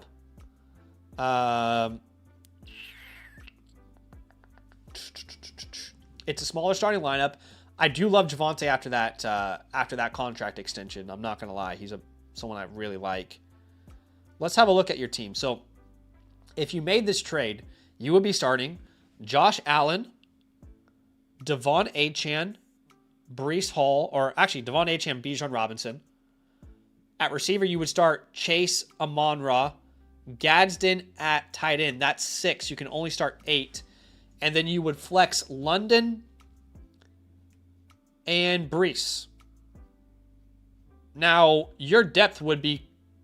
Oh, well, actually, you have the 101, so you would be adding Jeremiah Love. I don't know. I mean, honestly, I really hate your depth if you make this move, but it certainly raises your ceiling. I just think about the last 3 years in Dynasty and the teams that have really won championships for me. Yes, they're top heavy, but they also have the depth to account for injury. I mean, it would be silly for us to look at your roster and say, well, assuming everyone's healthy, you're fine, because that doesn't happen. Everyone doesn't stay healthy.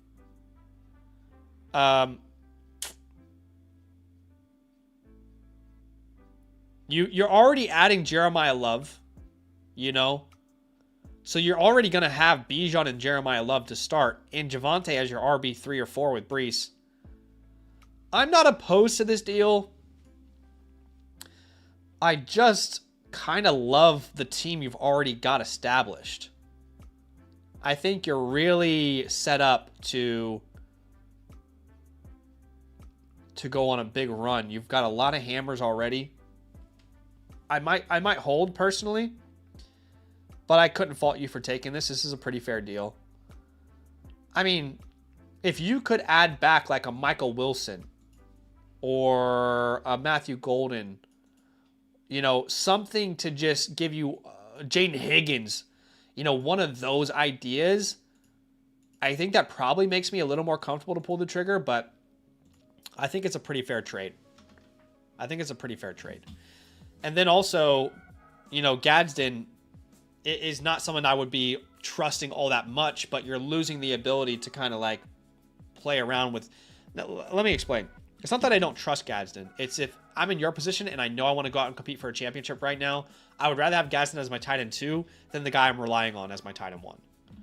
And if you do that trade, you're going to lose some flexibility there to you can go into the season with Gadsden as your tight end 1, but you're going to lose some flexibility in season to make trades if he can't pan out for you.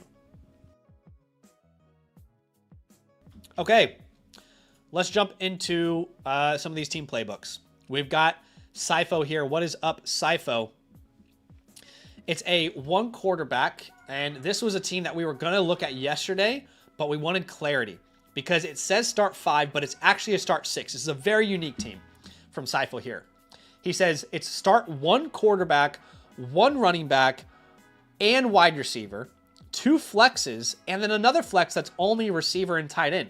What a very strange but cool, unique league. So you can start 1 quarterback, 1 running back, 1 wide receiver, 1, 2, 3. 2 flexes, 5, and then 6th flex, or the 6th player is either a receiver or a tight end. Which means, to be honest, in this league, running backs don't have a ton of value. Not that they don't have value, but you only have to start 1. You only have to start 1 running back here. It's also start 3 IDP and sadly a kicker. I was offered the 101 and Fannin for my 114 Hampton Vidal. This team is an orphan. I have had 1.5 years and in rebuild. I was 7th last year. Thoughts on offer? Would Marvin instead of Fannin be better? Okay, 0.5 tight end premium. I'm going to look at that offer here later on. I'm going to add it to your chalkboard, Sifo. But it sounds like you're the one who would get the 101 there. I will say, we'll look at that in a second. But I initially do like that idea. Again, we'll jump into that here in a second.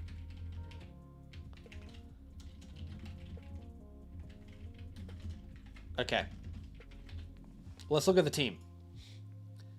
Team name is The Infamous. You're currently ranked 5th out of 14 teams. You've got 2 picks this year that you can kind of play around with. And we will note that. All right, so we've got Josh Allen, Amarion Hampton. Not much after that. I do like Blake Corum, though. Your receiver room is pretty nice, honestly. Great foundations at quarterback, wide receiver, and tight end. Running back is really where you are missing the mark. You mentioned Marvin, but you don't even have Marvin. And you don't have Fannin. So I am a little confused. Because it feels like... Yeah, I'm a little bit confused because you're asking if Marvin would be better instead of Fannin. Oh, that's what you're receiving. Come on, Zach. Keep up, you dumbass. Okay. Sorry, family friendly? Family friendly. Okay. Let's jump in here. So, if this is a start 6, you're starting Allen, Hampton, London, Pickens, Loveland, Thomas. That is 6. So, that's your 6 there. Your 6 is Josh, Hampton, London, Pickens, Loveland, Thomas. So while your team doesn't have a lot of depth, you actually don't really need all that much depth in a league like this anyway. So your team is not in that bad of a position, honestly. Draft capital grade, I'd give you kind of like a B flat because you don't have an impact pick this year, but you have 2 firsts next year. Overall team grade, while I can't see your IDP, I'll judge what I can see. It's not a bad team, honestly. Not a bad team. I think you're maybe better than you might even think based off what you've kind of put in the chat here. I would say a solid B flat. Not a bad team 1.5 years into a rebuild. I think you are a sleeper right now. Couple moves that you can make could really put you right there in the mix in this league. Yeah, I definitely think a couple moves could put you right there in the mix. Untouchables. You don't trade names like Josh Allen, for sure. Marion Hampton is the closest second, but you can move him if the right deal is out there. I would definitely hold Vidal if you keep Hampton. I would hold Brian Thomas, Jaden Higgins. Those are names that I think are definitely worth holding right now based off consensus market. If you need to drop someone, you can drop Waller. On the waiver wire, I did notice earlier that Arroyo and Vele are there. I think those are definitely names that are worth rostering over your Darren Wallers, for example. Okay, let's go ahead and why don't we jump straight into the chalkboard, remembering that you have the 114 and the 208. So we can definitely make some noise here with those 2 picks. I'm really curious to see that trade again that we mentioned, but okay. 114 and the 208. 208 in this world is actually more, like if you think about it logistically,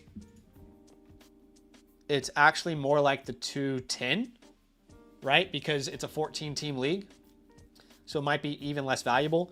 That 114 is really going to, you know, let's think about, okay, who's kind of like that early second round range right now? You know, your Katrin Allens, your Jeremy Bernards, Jacoby Lanes, Chris Bells, Stowers. Those are the type of names right now that you could probably anticipate going there. At the 208, go BPA. You'll see my rankings when the draft is over, and you'll know who best player available is. If you were to trade the 114, obviously if you can get any future first, then you do it, because you're guaranteed the worst pick in this class, which we're not all obsessed with.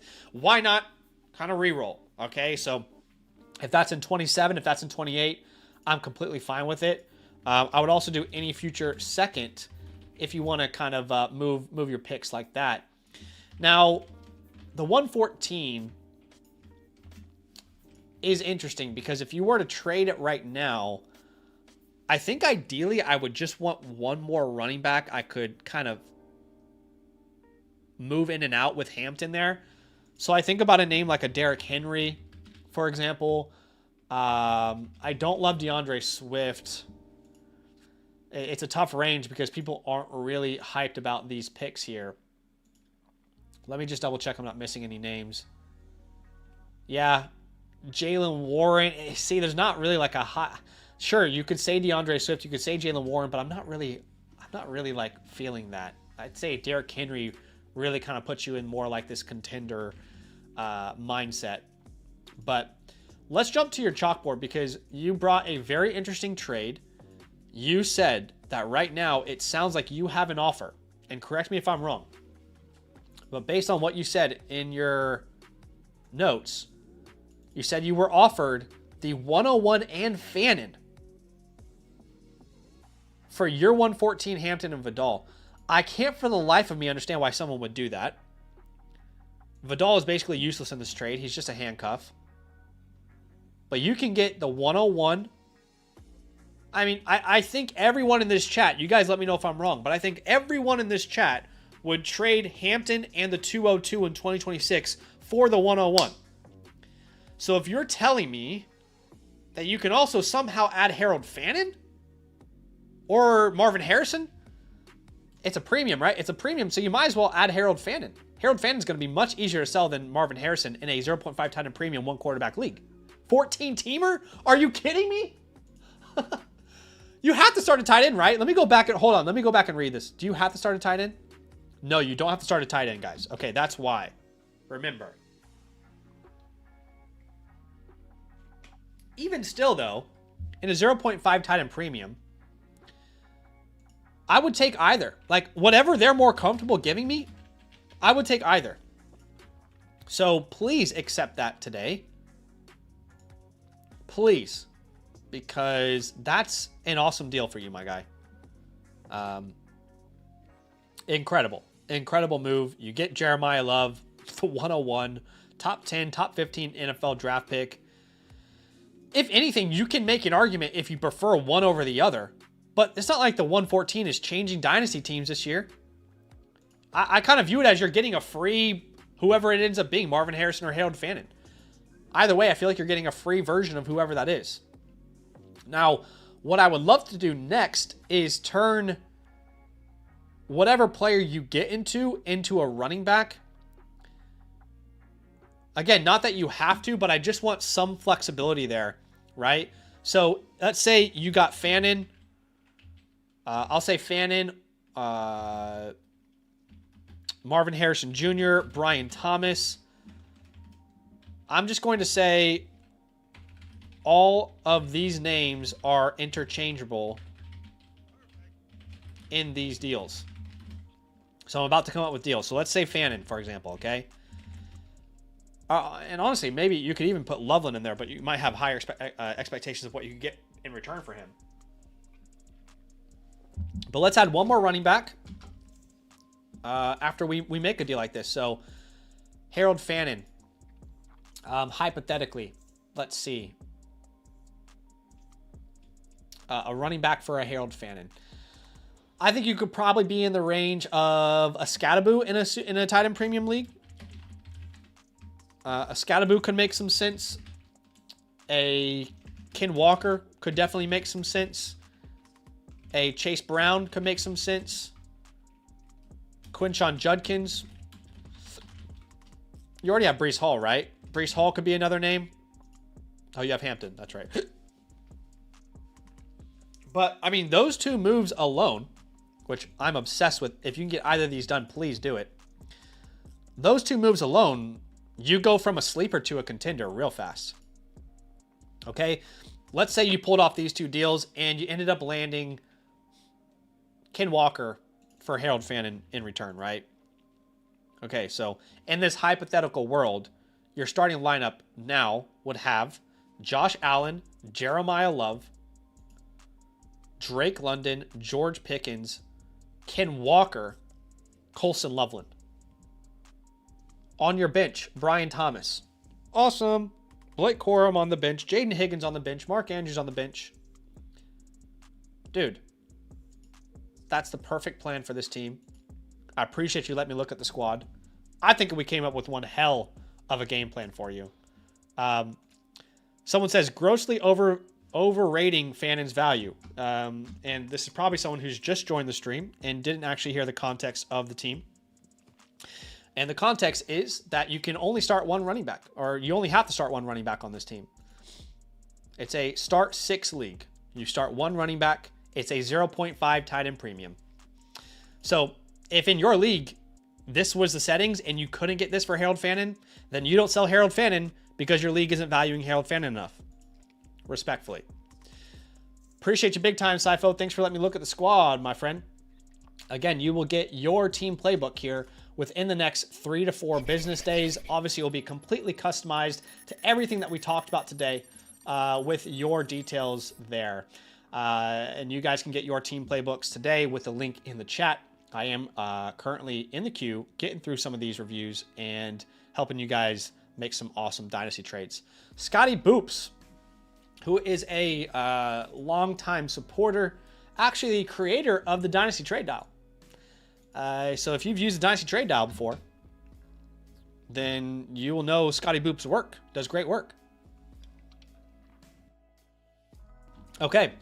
It is a super flex start 10, which is the middle ground here, which means you can either start 3 receivers, 2 flex, or 2 flex and or 3 flex and 2 receivers. Let's have a look at the squad. He says, no comment really. Just wanted to see what you think of the team and moves you might consider. So Scotty Boops is currently ranked 3rd here.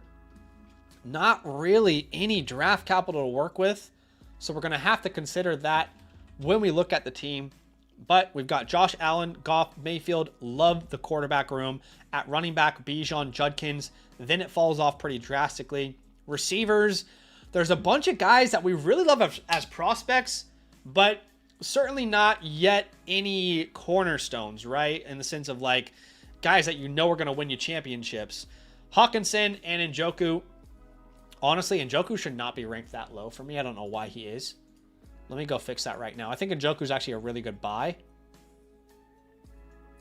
So let me get that fixed because it doesn't really reflect how I actually feel about him.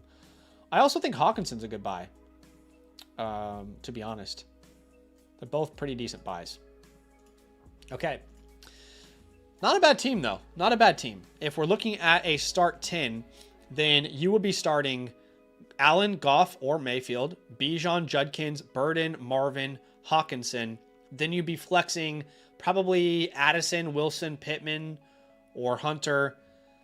Hard part about this is I don't really think you have that strong of... Your depth isn't that strong, and I don't really like your receivers, to be honest. But at the same time, you don't have your first in 27 or your second in 27. You have no first this year. So you've really kind of cornered yourself into being, you know, I would say like a contending team. So I would give you probably a B flat type of grade here. It's not a bad team. Don't love the receiving, you know, strength and the depth at your flexes, but you're definitely a windows open. You should be going out and trying to compete right now because you don't have your firsts. Okay. Man, I would love to get another running back I can rely on, get a superstar wide receiver, and get a tight end we feel better about. If we can accomplish those three things, we will definitely have done our job at that point. Look, the thing is, a team like this with such little draft capital, you know, I can go to the war room and make something up, but it's probably going to waste both of our times. There's not much that you can do with those picks, okay? They're not very impactful. You can take swings later on. You can use them in packages. But the war room for your team specifically, Scotty, probably not going to be that helpful. Untouchables would be Josh Allen, Bijan. You don't move those guys. I would definitely hold Caleb Johnson, Hunter, Pat Bryant, and Njoku. If you need to drop some names, Chubb and Polk, they can go. One thing I got to tell you is there is absolutely no way Malik Willis should be on the waiver wire. Scotty, there's no way he should be on the waiver wire.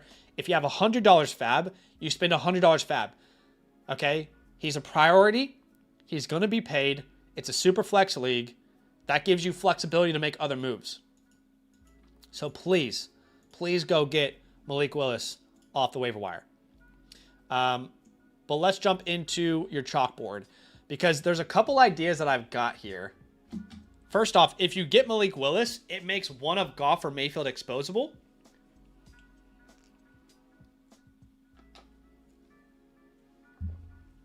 Yeah, is there a tight end premium in this? No. Okay. Okay. Yeah, again, ideally, you add Malik Willis and then Jared Goff or Baker Mayfield become exposable names that we can shop around to, you know, maybe get an RB3, maybe improve wide receiver. Tight end is probably the last spot I would look at aggressively upgrading, just because I think Hawkinson could be a good buy low as well as Njoku. Njoku will be a free agent. He could sign somewhere and be an important part of an offense. So I would rather like address tight end in season if it's terrible than go too hard kind of doing it right now. And that's just where I stand. You can let me know if you have a different opinion there. But yeah. So let's kind of find a team that needs a quarterback. Team 1 has Cam Ward as a quarterback 3. They also have 2 tight ends. I love to give them Baker Mayfield.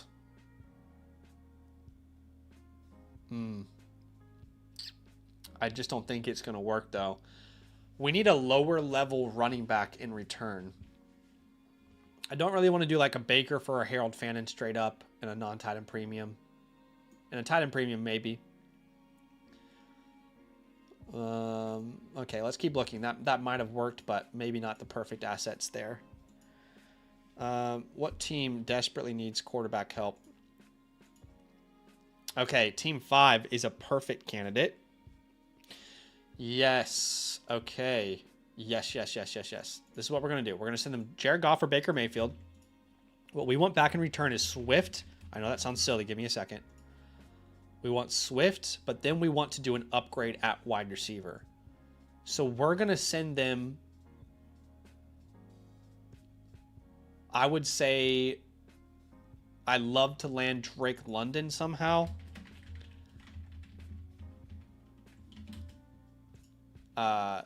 Maybe we try Addison. If Addison doesn't work,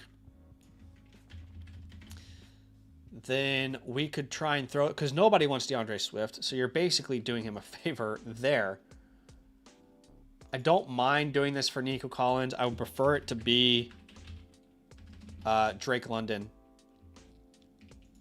If Addison doesn't work, you could try Travis Hunter as well. Maybe like if it's like, hey, I want Travis Hunter, or I'm not going to give you London, I'll only give you Nico, then yeah, throw Travis Hunter their way. Also, don't mind making Michael Wilson a name that you could throw into any of these deals. If Michael Wilson gets the job done, then I would be more than happy to send him their way.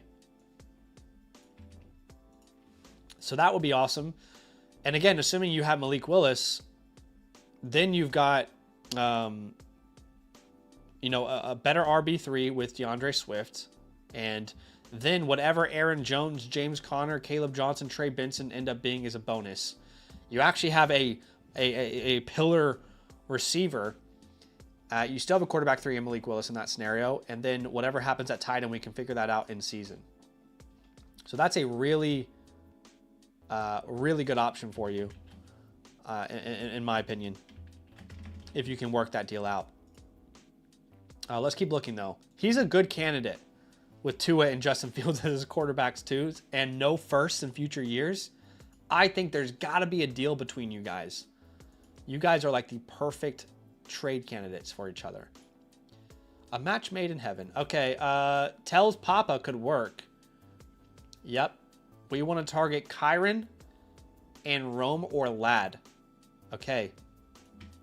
So we want to go get Kyron Williams plus Rome Odunze or Kyron Williams plus Ladd McConkey.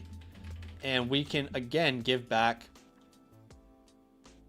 a Michael Wilson or any of those names above that we mentioned, right? So Jordan Addison, Travis Hunter, right? You get the idea. It's the same exact idea here, but different players in return. Let me mark that down. It'll be on your chalkboard, obviously. What I prefer, I would probably prefer to get off of Hunter or Wilson, but I would do any of those deals personally. And he's not going to be that happy with Bryce Young as his quarterback too. Oh, this is a tough one.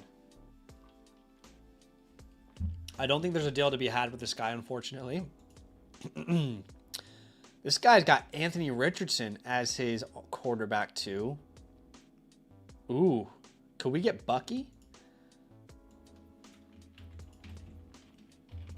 Could we get Bucky Irving plus T. Higgins? Send back Goff and... yeah, again, any of those names above. Addison. Yeah, I like that one a lot, actually. That's a good fit for you guys. So those are a lot of ideas. A lot of names that could work really well. But yeah, I appreciate you, Scotty. Obviously, my favorite one is probably the idea of like going to London.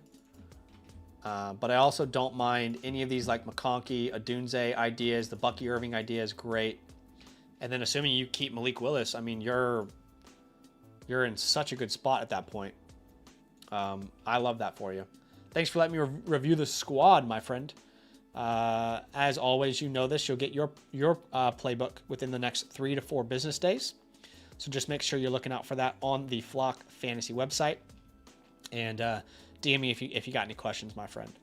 Okay, let's jump to Sets. Sets is next in the queue. What's up, Sets? He says, yo, just picked up this orphan team this offseason, looking for trade ideas and where to go about with this team. Has all future picks and so far have a few guys interested in AJ Brown / Jefferson. Any input is appreciated. Thanks, brother. Thank you, man. Thanks for being here. Okay. So this is a Superflex start 10. That is the middle ground. Depth is important for sure. 0.75 tight end premium is something that we should definitely keep in mind. Hopefully you've got a good tight end room there to work with as you're orphaning the team. If you guys are interested in AJ and Jefferson is good. Those are guys that you're probably going to want to get off of, assuming that you're, again, in this type of rebuild phase right now. Okay, so what did we say? Superflex start 10? Yeah, this is rough. Don't love the quarterback room. It's probably the worst in your league. I like Cook and McCaffrey, but outside of those 4 names, Cook, McCaffrey, Jefferson, AJ Brown, it's hard to trust anyone else on this roster. This is very, very clearly Not a team that's going to compete this year. I mean, I would argue that maybe you're a multi-year rebuild, which I hate. Let's probably go... Again, because in a start 10, you're starting Stafford. We don't even know if Stafford's available next year. You don't have a quarterback too. Okay. Then what? Cook, McCaffrey for now. Jefferson, AJ's fine. Who are you starting at tight end? I don't know. Oh, by the way, you have to start 3 more names. Is Travis Hunter going to play receiver? I don't know. Jacoby Myers, your last flex, Kyle Monangai. It's just, you're probably aware of this, but the team is definitely not good enough right now to go out and compete. So with that in mind... first off, I got to be honest, team is probably at like a D+ range right now. It's going to take some work, in my opinion. It's going to take some work. And I would say you're at least a 1-year punt. At least a 1-year punt. Yeah, you know, there's sometimes orphans are great. And they've really set you up. Sometimes you got to put in some work, and you're definitely in a spot where work is going to be needed. The good news is at least you have your future draft capital, which is going to allow you to be really bad this year, hopefully, and take advantage. Like, you're definitely a team that should be a contender for the 101 in 2027. That would be, you know, our big goal with this roster right now, to be as bad as possible so our picks are as valuable as possible. Jumping into the war room, I think you've definitely got some flexibility here. And let's go ahead and push me right on over here. Push me to the edge. Okay. Yeah, so at the 106, unfortunately, in the Superflex League, you're right outside that range that we love. But maybe something will happen in the draft. I mean, we just saw Jadarian Price go top 50. If Jadarian Price goes top 50 or multiple quarterbacks are in the first round, you know, things could happen where the 106 could definitely increase value. It's probably more likely to increase value than to decrease value at this point. But as we sit here today, it's probably one of the following names, I would say. You know, Boston comes to mind, Concepcion, Sadiq, Coleman, Price. That's probably the range that you're in. In that second round, look, we don't really know exactly who's going to be available this early in, but go best player available. Don't worry about positions or areas of need. Just try and get the players that you think will have the most value in 1 year's time from when you draft. Now, if you trade that 106, I'm not really sure it makes sense to trade the 106 because, I mean, you need to take some shots on some players with a team that's in a state like this. So, as much as I want to think about trading the 106, I don't think it really makes sense. Yeah, I don't think... No, I think you don't trade. Need to add young talent to a barren roster. I think that's the best way to describe it. With the 206, if you can get any future second, you know, in 2027, that would be great. And I would say the same thing for that 306. Any future picks. If you can swap them out, that's great. Not as much creativity there in the war room for you, simply because you definitely need, you know, shots. You need shots at young rookies and players who just drastically increase their value. Now, the good news is, despite the war room not being that interesting, the chalkboard is going to be, because there are so many names that you can sell considering where we're wanting to go, right? Stafford comes to mind, Christian McCaffrey. We can look at tearing off of Justin Jefferson. It's not a great time to do that, though. A.J. Brown, you said some people were interested in A.J. Brown, Jacoby Myers. Like, there are very obvious and clear names that you could move off of your team to lower your value of your team and hopefully increase your draft capital value. So that's the good news. Now, there are no untouchables here. I would hold names like Monangai, Cousins, Hunter, and Taylor. Cousins I'm only holding because I'm hoping he starts somewhere and then you sell him after that. You can drop Cameron Johnson. if you want to. You can drop Drew Lock if you want to, and there was no one on the waiver wire that was really interesting when I had to look at your team. But let's jump in. So if you're going to sell Stafford, I would say ideally you get a 27 second from someone.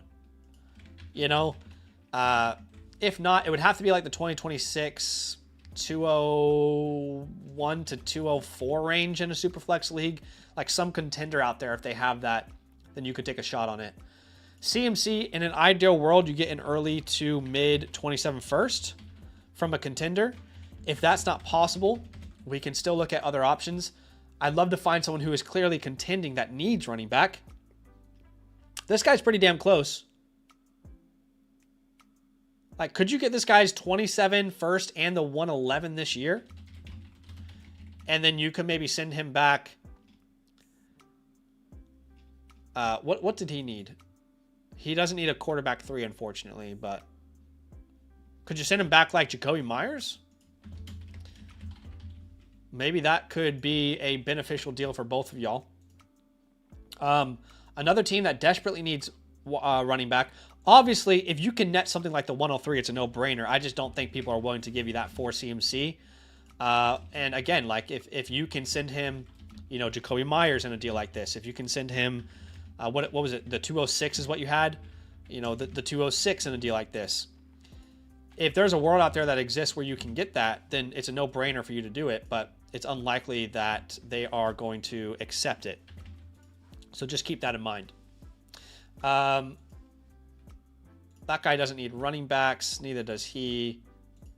I'm just trying to find another good fit. How about Team 6? Team 6 could work. They've got the 104, so same idea. If you can get the 104 and just all those deals above, you can look at as well. If you can't get the 104, that's okay. We take their 27 first. We would also take, yeah, it'd have to be their 27 first. And if you can throw in Blake Corum or Jaden Higgins there, that's perfect, but they're a good partner. I don't even hate the idea of like pivoting from CMC to a younger name like a Judkins, right? Can you get anything on top of a Judkins or a Scattaboo, right?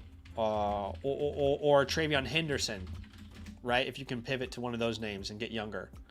Let's see. Yeah. So that would make sense for CMC. For Justin Jefferson, honestly, I think you should sell him in season. I don't think that you should be looking to sell Jefferson right now. It's not a very good time to sell him. He is just one of those names that's probably going to increase value once they find. I mean, so let's just say, like, hypothetically, they sign a Kirk Cousins. You know, they bring in some veteran quarterback. I feel like people are going to be very much back in on Justin Jefferson. A.J. Brown, however, I would take, you know, a mid to late 27 first from anybody. Even if they're a contender, that's fine. If you can pivot off of AJ to a younger name that's unproven, I'm also fine to do that. I mean, Travis Hunter with some plus definitely makes sense to me. Brian Thomas, I think, would be great for a team like you who doesn't really want to compete right now. You already have Travis Hunter, actually. Marvin Harrison, again, would be an awesome, if the Marvin Harrison Jr. owner is like, look, I'm done with this. I want to compete right now. You know, you absolutely can, you know, look at some of those values. Jacoby Myers, if you can get any second in 2027, that's an ideal outcome. Look, I don't think that you sell Justin Jefferson right now, but in season, ideally you want to tier down to, I would say you want to tier down to names like, you know, your Luther Burdens, your Emeka Egbukas, your Roma Dunzes, your Lab McConkeys. Those are the type of names, your Marvin Harrisons. And again, the further you go down, the more you're expecting in return, right? Burden into firsts. So it's that's the type of strategy I would play in an ideal world. And keep in mind, you don't need to make any trades at all whatsoever until the season begins. It's not going to impact where your 2027 picks are if you make a trade today in February or a trade in July. So don't force a trade if one isn't there that naturally makes sense. But in an ideal world, by the middle of September, you don't have Matthew Stafford, you don't have Christian McCaffrey, you don't have A.J. Brown, Jacoby Myers, and if the right deal is there for Justin Jefferson, you can move him as well. Wouldn't even be opposed to selling James Cook if the right deal is out there, right? So it's definitely something where you're going to have to be more active in your league, and be open and be available. Greg says, man, I've had the hardest time with trades. I've struck out like on 0 and 20 on trade ideas. He said, I sent the 102, 109, the 110 for Jefferson and got rejected. Yeah, I think most people hate the 2026 back into the first round. So you should keep that in mind if you're trying to get trades done. If you truly have the intention of buying Justin Jefferson, instead of sending the 102 and 2 picks that people don't like, consider sending them something that they would probably be interested in. It's not a bad starting point. And your offer isn't even like ridiculous. It's not a ridiculous offer. But if they're not willing to counter you, then at some point, some of your leagues just won't have active people. That's just the reality of it. What's up, Greg? Welcome in. Wyatt, by the way, says, I got Darnold and a 26 second for Stafford recently, which is an awesome move if you can get that done. That's definitely towards the upside of a trade rather than a floor. OMGZ is here, but we did have Zoink submit a trade question, so let's look at Zoink's question here. Zoink would send away the 108 and Chris Olave for the 104 and Ken Walker. So if I'm putting names to this right now, I'm assuming that is Ken Walker and Taysom, and Carnell Tate or Mekhi Lemon. That's a pretty interesting package, honestly. Chris Olave and Jonah Coleman, maybe. Kenyon Sadiq, Ty Simpson. I think this is a relatively fair deal, but I probably prefer the 104 side of this.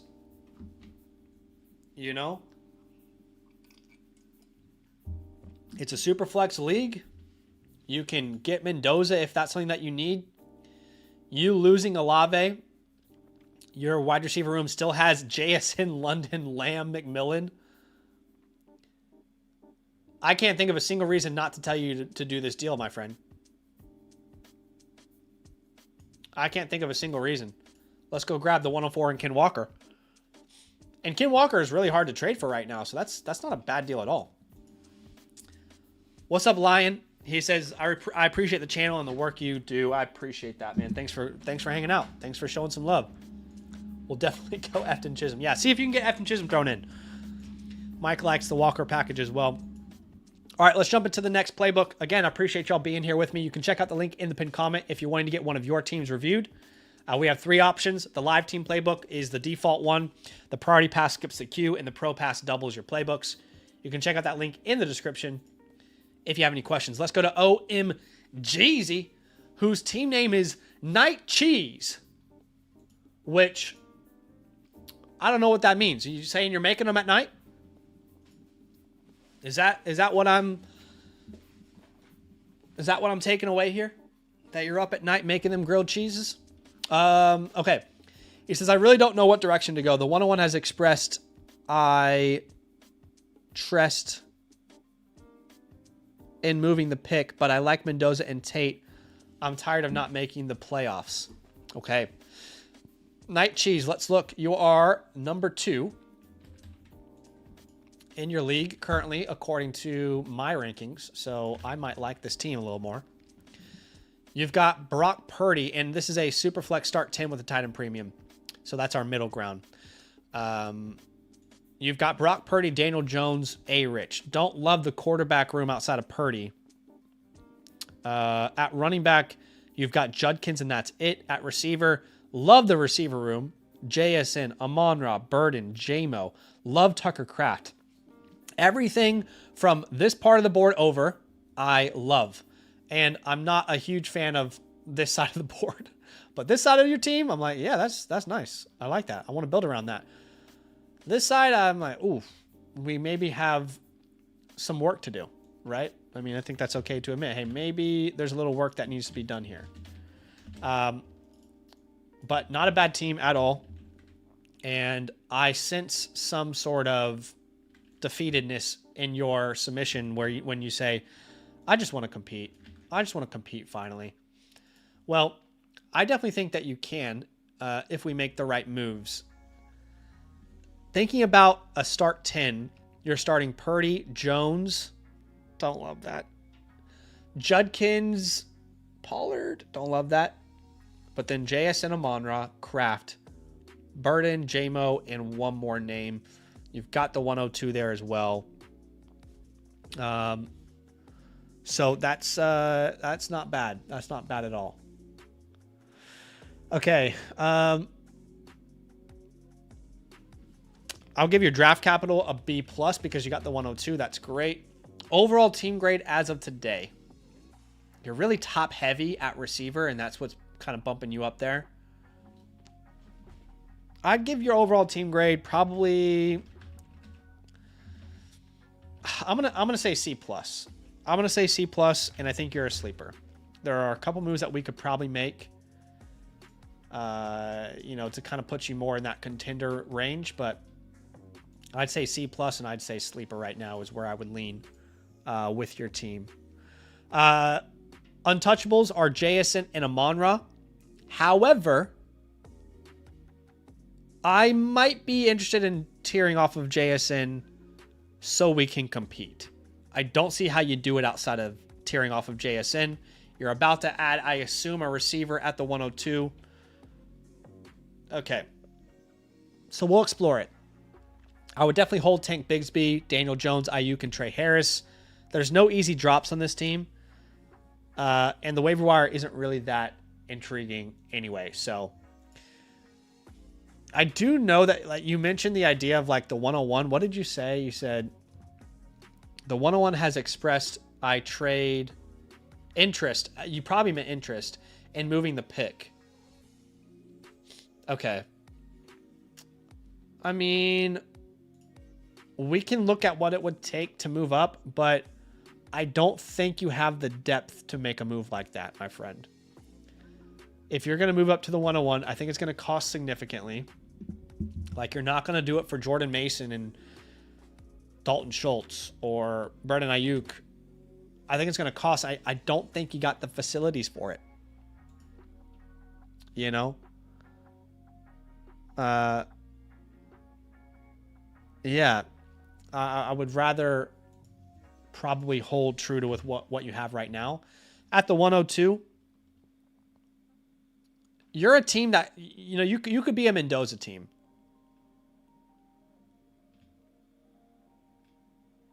But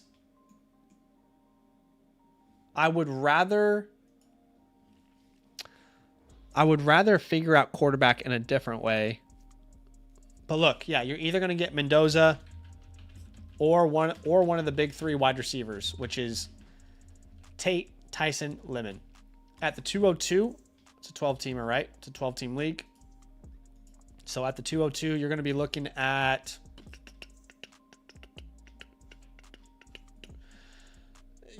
something like Ty Simpson maybe would be good for you. Jeremy Bernard, Stowers, Katrin Allen. Those are probably the names that would make sense. Can you trade the 102 for a quarterback? And then we tear off of JSN and we go out and compete this year. Right? Let's hear some suggestions in the chat. What quarterback would you think that you could get for the 102? That's already in the NFL today. Let me look at what like a KTC equivalent would be as a rough reference point. We don't love KTC that much. I think it's very exploitable, but I just want to see where their kind of head would go. KTC says you can get Jalen Hurts. Is that right? What the hell? That doesn't seem right to me. Okay. I mean, I want to be realistic, but I also want you to shoot for the moon. So let's say Jalen Hurts. That would be awesome for your team. If Jalen Hurts isn't available, I doubt you can get like a Justin Herbert, but Justin Herbert would come to mind. You've already got Purdy. He would have been a good target there. I don't think Dart is possible either. But I don't want you to not shoot for the moon, but I want to be realistic about what I think you could probably get. You could probably get Bo Nix in a small plus, like Bo Nix and a late first, maybe, if you send Bo Nix in a second, you know, that's probably possible. But I would like to fix your quarterback position that way. Doesn't mean we have to, but that would be my preference. Now, if you don't go quarterback, I would say I'd like to go running back in a trade, like a James Cook. If not James Cook, I don't think Hampton is possible. But Jonathan Taylor. Those would be two names that could make some sense there. The 202, can you go get a Derrick Henry we've talked about before in the past? And then we can use these late picks and packages to get some deals done. But what I would love to do is if you don't keep the pick and you don't land one of those big three receivers or a Mendoza, I'd love to land a receiver that we can compete with or a running back that we can compete with, because my next step is probably to try and tear down off of Amon-Ra or JSN to build out the rest of that roster. You said you want to go and compete. That's exactly what I'm trying to do for you here. Someone said Mahomes. Look, Mahomes would be awesome if that's possible. I don't think it's possible, but I've said that for every suggestion so far. So why not add it? You know? Why not add it to it? So let's jump to your chalkboard, because I got some ideas. And again, I'm doing this whole review in the mindset that you can compete. We just got to make some moves to make, that window open a little bit wider. And you might hate it, but I think you've got to tear down one of Amon-Ra St. Brown or JSN, and they're going to get you a different type of return. But I say that because if we look at the war room, and let's say you end up with James Cook. Okay, awesome. Now we've got a starting lineup of Purdy, Jones, Judkins, Cook, JSN, Amon-Ra, Kraft, Burden, Jameson, and then we have no idea who we're going to start with that last flex spot. Maybe Mike Evans comes back, right? But you're still short. Your quarterback room still isn't perfect. And if you play it the opposite way, if that 102 turns into Hurts or one of these quarterbacks, you still don't have an RB2. So the point is, we need to really find a way to get two quality players on this team, because depth is important, right? So let's find someone who has a good amount of running backs that we can maybe tear down to. Let's just have a look at some of these teams. So T. Higgins would have been great, but you can't tear down to Amarion and T. Higgins. Unless you can use JSN to do so.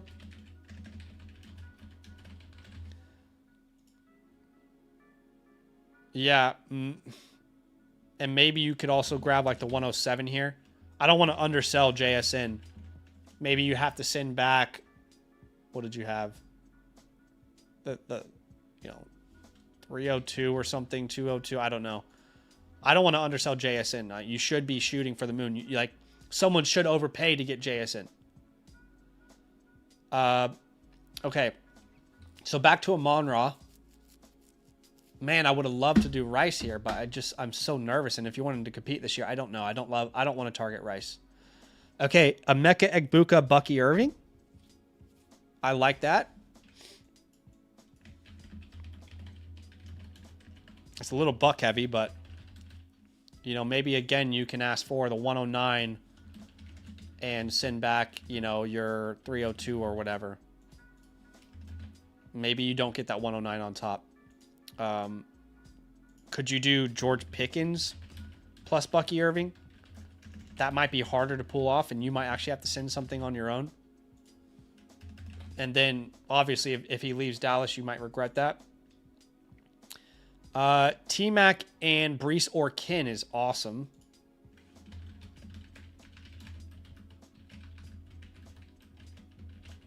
And these are just foundational ideas. You can work off of it.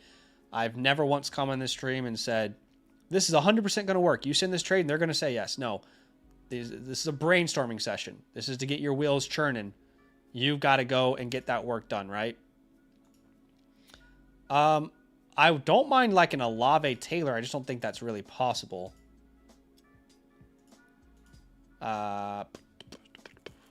Nico CMC is awesome. Lad Scattaboo, I actually like that a lot.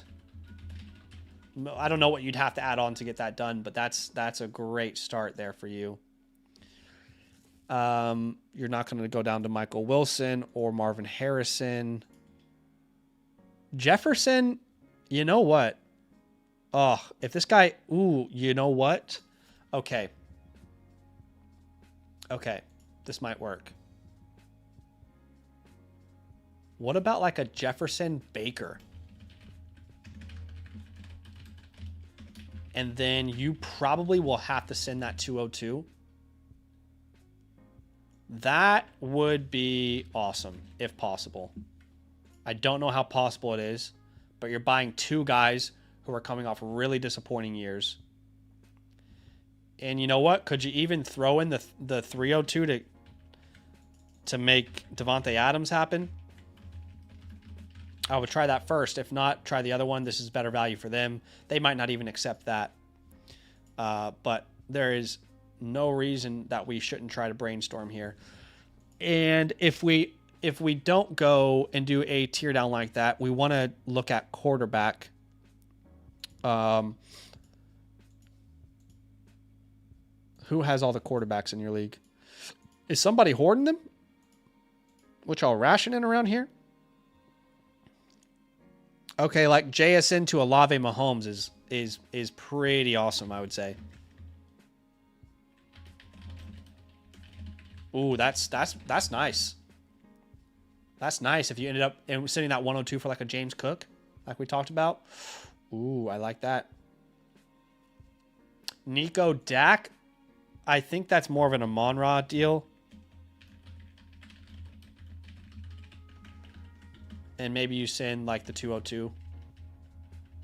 Yeah, that's not a bad idea either. Man. Okay. I like all those ideas. And again, my whole goal is, you're saying, I'm tired of not making the playoffs. That's my goal. Help me make the playoffs, right?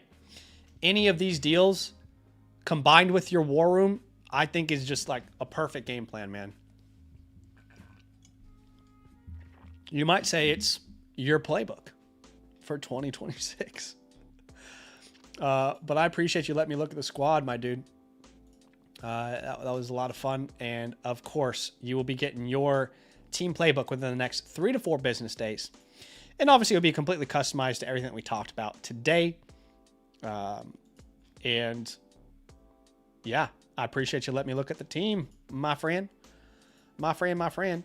Okay, let's jump to CT Kern, who says, in a Superflex start 10, by the way. That is our middle ground. Again, we have so many Superflex start 10s tonight. Let me take a little break here and look at the chat for a second. Sorry, gang. It's hard to get through all these playbooks and also look at the chat at the same time. But let me do a better job here. Okay. Lions then said, hey, Zach came in late. Just curious why did you go Jeremy Bernard over Chris Bell? Are you referring to the rookie drafts? And if you are, I did that because one had second round capital and the other had round 3 capital. Let's see. Giveaway we did earlier tonight. We've already done that giveaway.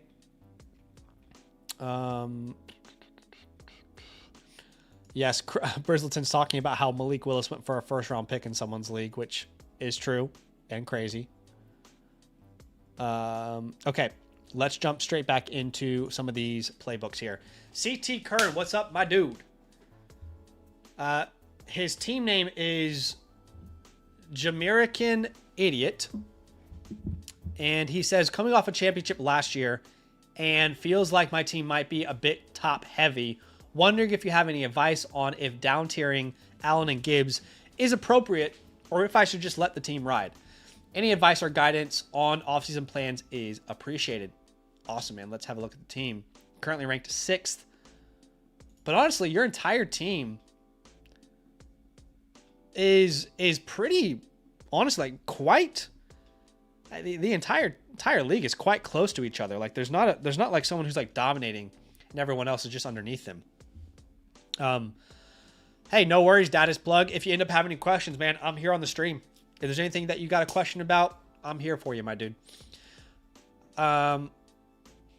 Okay, so let's have a look. No first round pick, not only this year, but also no first round pick next year. So I think you probably know where I'm about to go. I think it's going to be no surprise that I'm going to tell you you're a Windows open roster.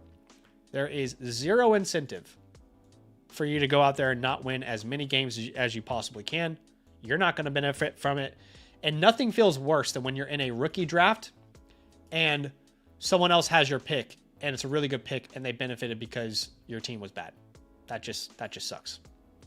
But you've got Allen and Stroud. Not loving the quarterback room. We've got Gibbs and Cook. It's top heavy again. You're top heavy everywhere. Nico, Ladd, Metcalf, Fannin. So right now in a start 10, you will be starting Allen, Stroud, Gibbs, Cook, Nico, Ladd, Fannin. Then you would be flexing 3 names. And I got no idea who those 3 names are. Maybe Goddard. I doubt Pacheco. Metcalf, Diggs, Ayuk. I mean, I got hope for Metcalf, Diggs, Ayuk, and Debo. Like, maybe they can contribute. But I have to be honest. I think you probably need to tier down twice. Because, again, no first-round pick this year to make a big impact. I think you need to tier down twice, or at minimum, you need to sell both of your seconds for veterans. And it's tough because I want to improve my running back depth, my wide receiver depth, and my quarterback depth. And you can only do that so many ways. You know? Overall team grade as of today, I just think you're really catty cornered into a spot right now. Yeah, I think I probably will be giving you a C+. It's not a bad team at all. It's just your flexibility is so limited, and I also include draft capital when I think about your team grade. Yeah, I just think you've got some limited flexibility there, my friend. But that doesn't mean we can't make some stuff happen. We absolutely can. And we're Windows open. There's no reason for us not to compete. Technically, dude, your untouchables are Josh Allen and Jahmyr Gibbs. I'm probably going to look on tearing down from both of them. I would definitely hold Tank Bigsby. He's a handcuff that could win you a league. Devon Vele. You can drop Lambert, Smith, Trubisky. There's quite a few names that you can drop. But on the waiver wire, there's not really anyone interesting anyway. So it's not like I'm desperate to go and pick someone else up off the waiver wire. Let's jump into the war room, though. You've got the 212, the 312, the 412. And again, it's just way too early in the season to tell you what these picks are really going to be from like the perspective of what they will be from rookies. So let's go best player available there. But if you want to add some veteran depth, you know, names like J.K. Dobbins comes to mind. Ramondre Stevenson comes to mind. I don't think Devontae Adams is possible, but maybe if you combine some of these picks, you can look at an Adams at receiver. Again, going back to like the veteran idea, DJ Moore. Excuse me. DJ Moore, Chris Godwin. I think those make sense. And then beyond that, you know, it's really, you know, not helpful to talk about these picks because they're kind of not useless isn't the right word, but they can maybe push a deal over the top, but they're not going to really like fix any of your problems. You know what I mean? Okay. So again, looking back at your squad, I'd like to just tinker with the idea. Doesn't mean we have to do it, but I want to tinker with the idea of tearing down off of Josh Allen and Jahmyr Gibbs, because I just kind of feel like that is the only way you really drastically change this team and fix the holes on it. And if you don't do that, then the 212 and your 27 second, you know. So we already talked about what you could at the 212, right? We talked about all those names on the War Room. 27 second. Can you go get a Derrick Henry for a 27 second? You know, if Derrick Henry isn't possible, you're not going to get, you know, RJ Harvey. You're not going to get an ETN. You probably have to settle for a DeAndre Swift, which I don't really like, to be honest. So again, it's not that you can't do some of these moves. It's just, I don't think they really end up making you feel comfortable anyway. Terry McLaurin and Devontae Adams are two names that I definitely would be willing to make a move like this with. But again, where your flexibility comes and where you can really make moves is with the Josh Allen and the Jahmyr Gibbs. You know what I mean? That's really where you can get some stuff done. What's up, Noah? He says, if I become a mother flocker, would I get a live playbook tonight? Sorry, new to this, just figuring it out. No need to say sorry. Yeah, so if you become an annual mother flocker with the code LAND, that will give you a free team playbook. And yeah, if you want it done tonight, you let me know if you're going to do it, and I'll hang around for you. But links there in the chat, Noah, and let me know if you got any questions, man. So let's explore the idea of tearing down off of Joshua Allen. Okay, so like a Jackson Dart is an interesting idea. I would say like Jackson Dart plus the 102 is a good starting point. I think it depends on your league. If it's possible to do more or less than that, I think you could probably stretch it a little further and ask for like a Ricky Pearsall. And again, a deal like that gives you depth at receiver. It gives you the 102 to play around. You can send the 102 for a running back, right? I mean, it definitely extends your ability to make moves. And I would do that same trade with Josh Allen with Justin Herbert as well. I would be fine to do it with either of them. But I have to say, it is hard to sell Josh Allen because not every team can afford him. Okay, so the idea of like a Hurts. Yeah, I mean, this could work. So the idea of like a Hurts London. I don't think you can get Hurts Amon-Ra. That's probably maxing out there. Yeah, I don't think Amon-Ra is possible. I mean, look, I'll put it there, but again, I don't think it's possible. You could even do like a Dunze and Brees. How far can you stretch it? Again, brainstorming, foundational ideas. You're going to have to obviously have some back and forth counters. Joe Burrow, I don't think you're going to get enough. Like a Burrow, Jacobs, Higgins, I would do. Do we think you can get more than Burrow and Higgins for Josh? I don't.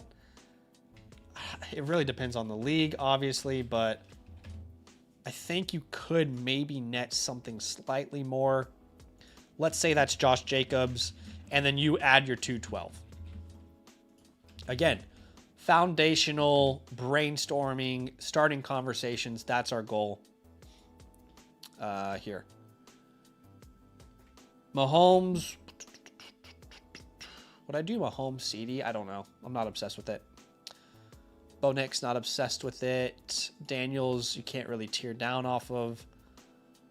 Trevor, there's not another name here that makes sense. Lamar, you can't really tear down off of effectively. Yeah. Those are your main options for Josh Allen. And honestly, a lot of these would really kind of put you in a much better spot, right? The Burrow one is kind of perfect. Imagine you pulled that off. Burrow, Higgins, Jacobs. Then you'd have Burrow, Stroud. Still not awesome, but it's fine. We haven't even sold Gibbs yet, but Gibbs, Cook, Jacobs. Nico, T. Higgins, Fannin. And then you're flexing Ladd and DK. That's just far better already, and it's one move. I like a lot of these, honestly. Okay, the idea of tearing off of Gibbs. Gibbs is going to be easier to tear down from because everybody wants Jahmyr Gibbs, whether they're rebuilding or contending. But it's a very select few amount of running backs that you're comfortable to tear down to, like Devon Achane.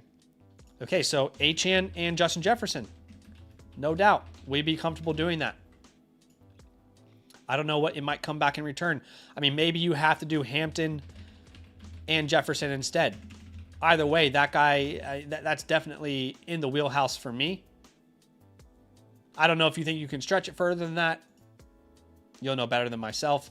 Right now, Gibbs and Bijan are kind of the hardest guys to acquire, so you might be able to stretch it further than that with Hampton. You know, like adding on a Devonta Smith or a Terry McLaurin. Oh my gosh, we're coming up with so many ideas here.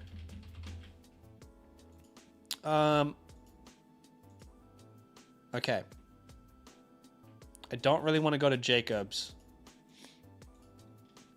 Yeah, it's easier to do in a sense because everybody loves a player, but sometimes it's harder to pull off because there's not as many eligible tear down options. Nah, see, that's not going to work. Definitely not going to go to CMC. Puka. I don't think you get Puka, but man. Puka Javonte might. I don't think it's possible, but if you could do Puka and Javonte. Ooh. That might be possible. Honestly, it might be possible. Gibbs, people are going to go to like the running back scarcity there. That would be perfect for your roster. I kind of love that. Those are some ideas, though. Oh my God, I came up with so many ideas for you. Kind of love the Puka idea. I mean, let's just live in a world here where you did these two trades that I love: the Burrow, Higgins, Jacobs, and the Puka Javonte deal. Let's just imagine. Your team, what you've lost if you pulled these off is Josh Allen and Jahmyr Gibbs. Hate to lose them. I agree. But you've added Burrow, Higgins, Jacobs, Puka, Javonte. So now your starting lineup is Burrow, Stroud. We still haven't figured out quarterback 2 yet, but that's okay.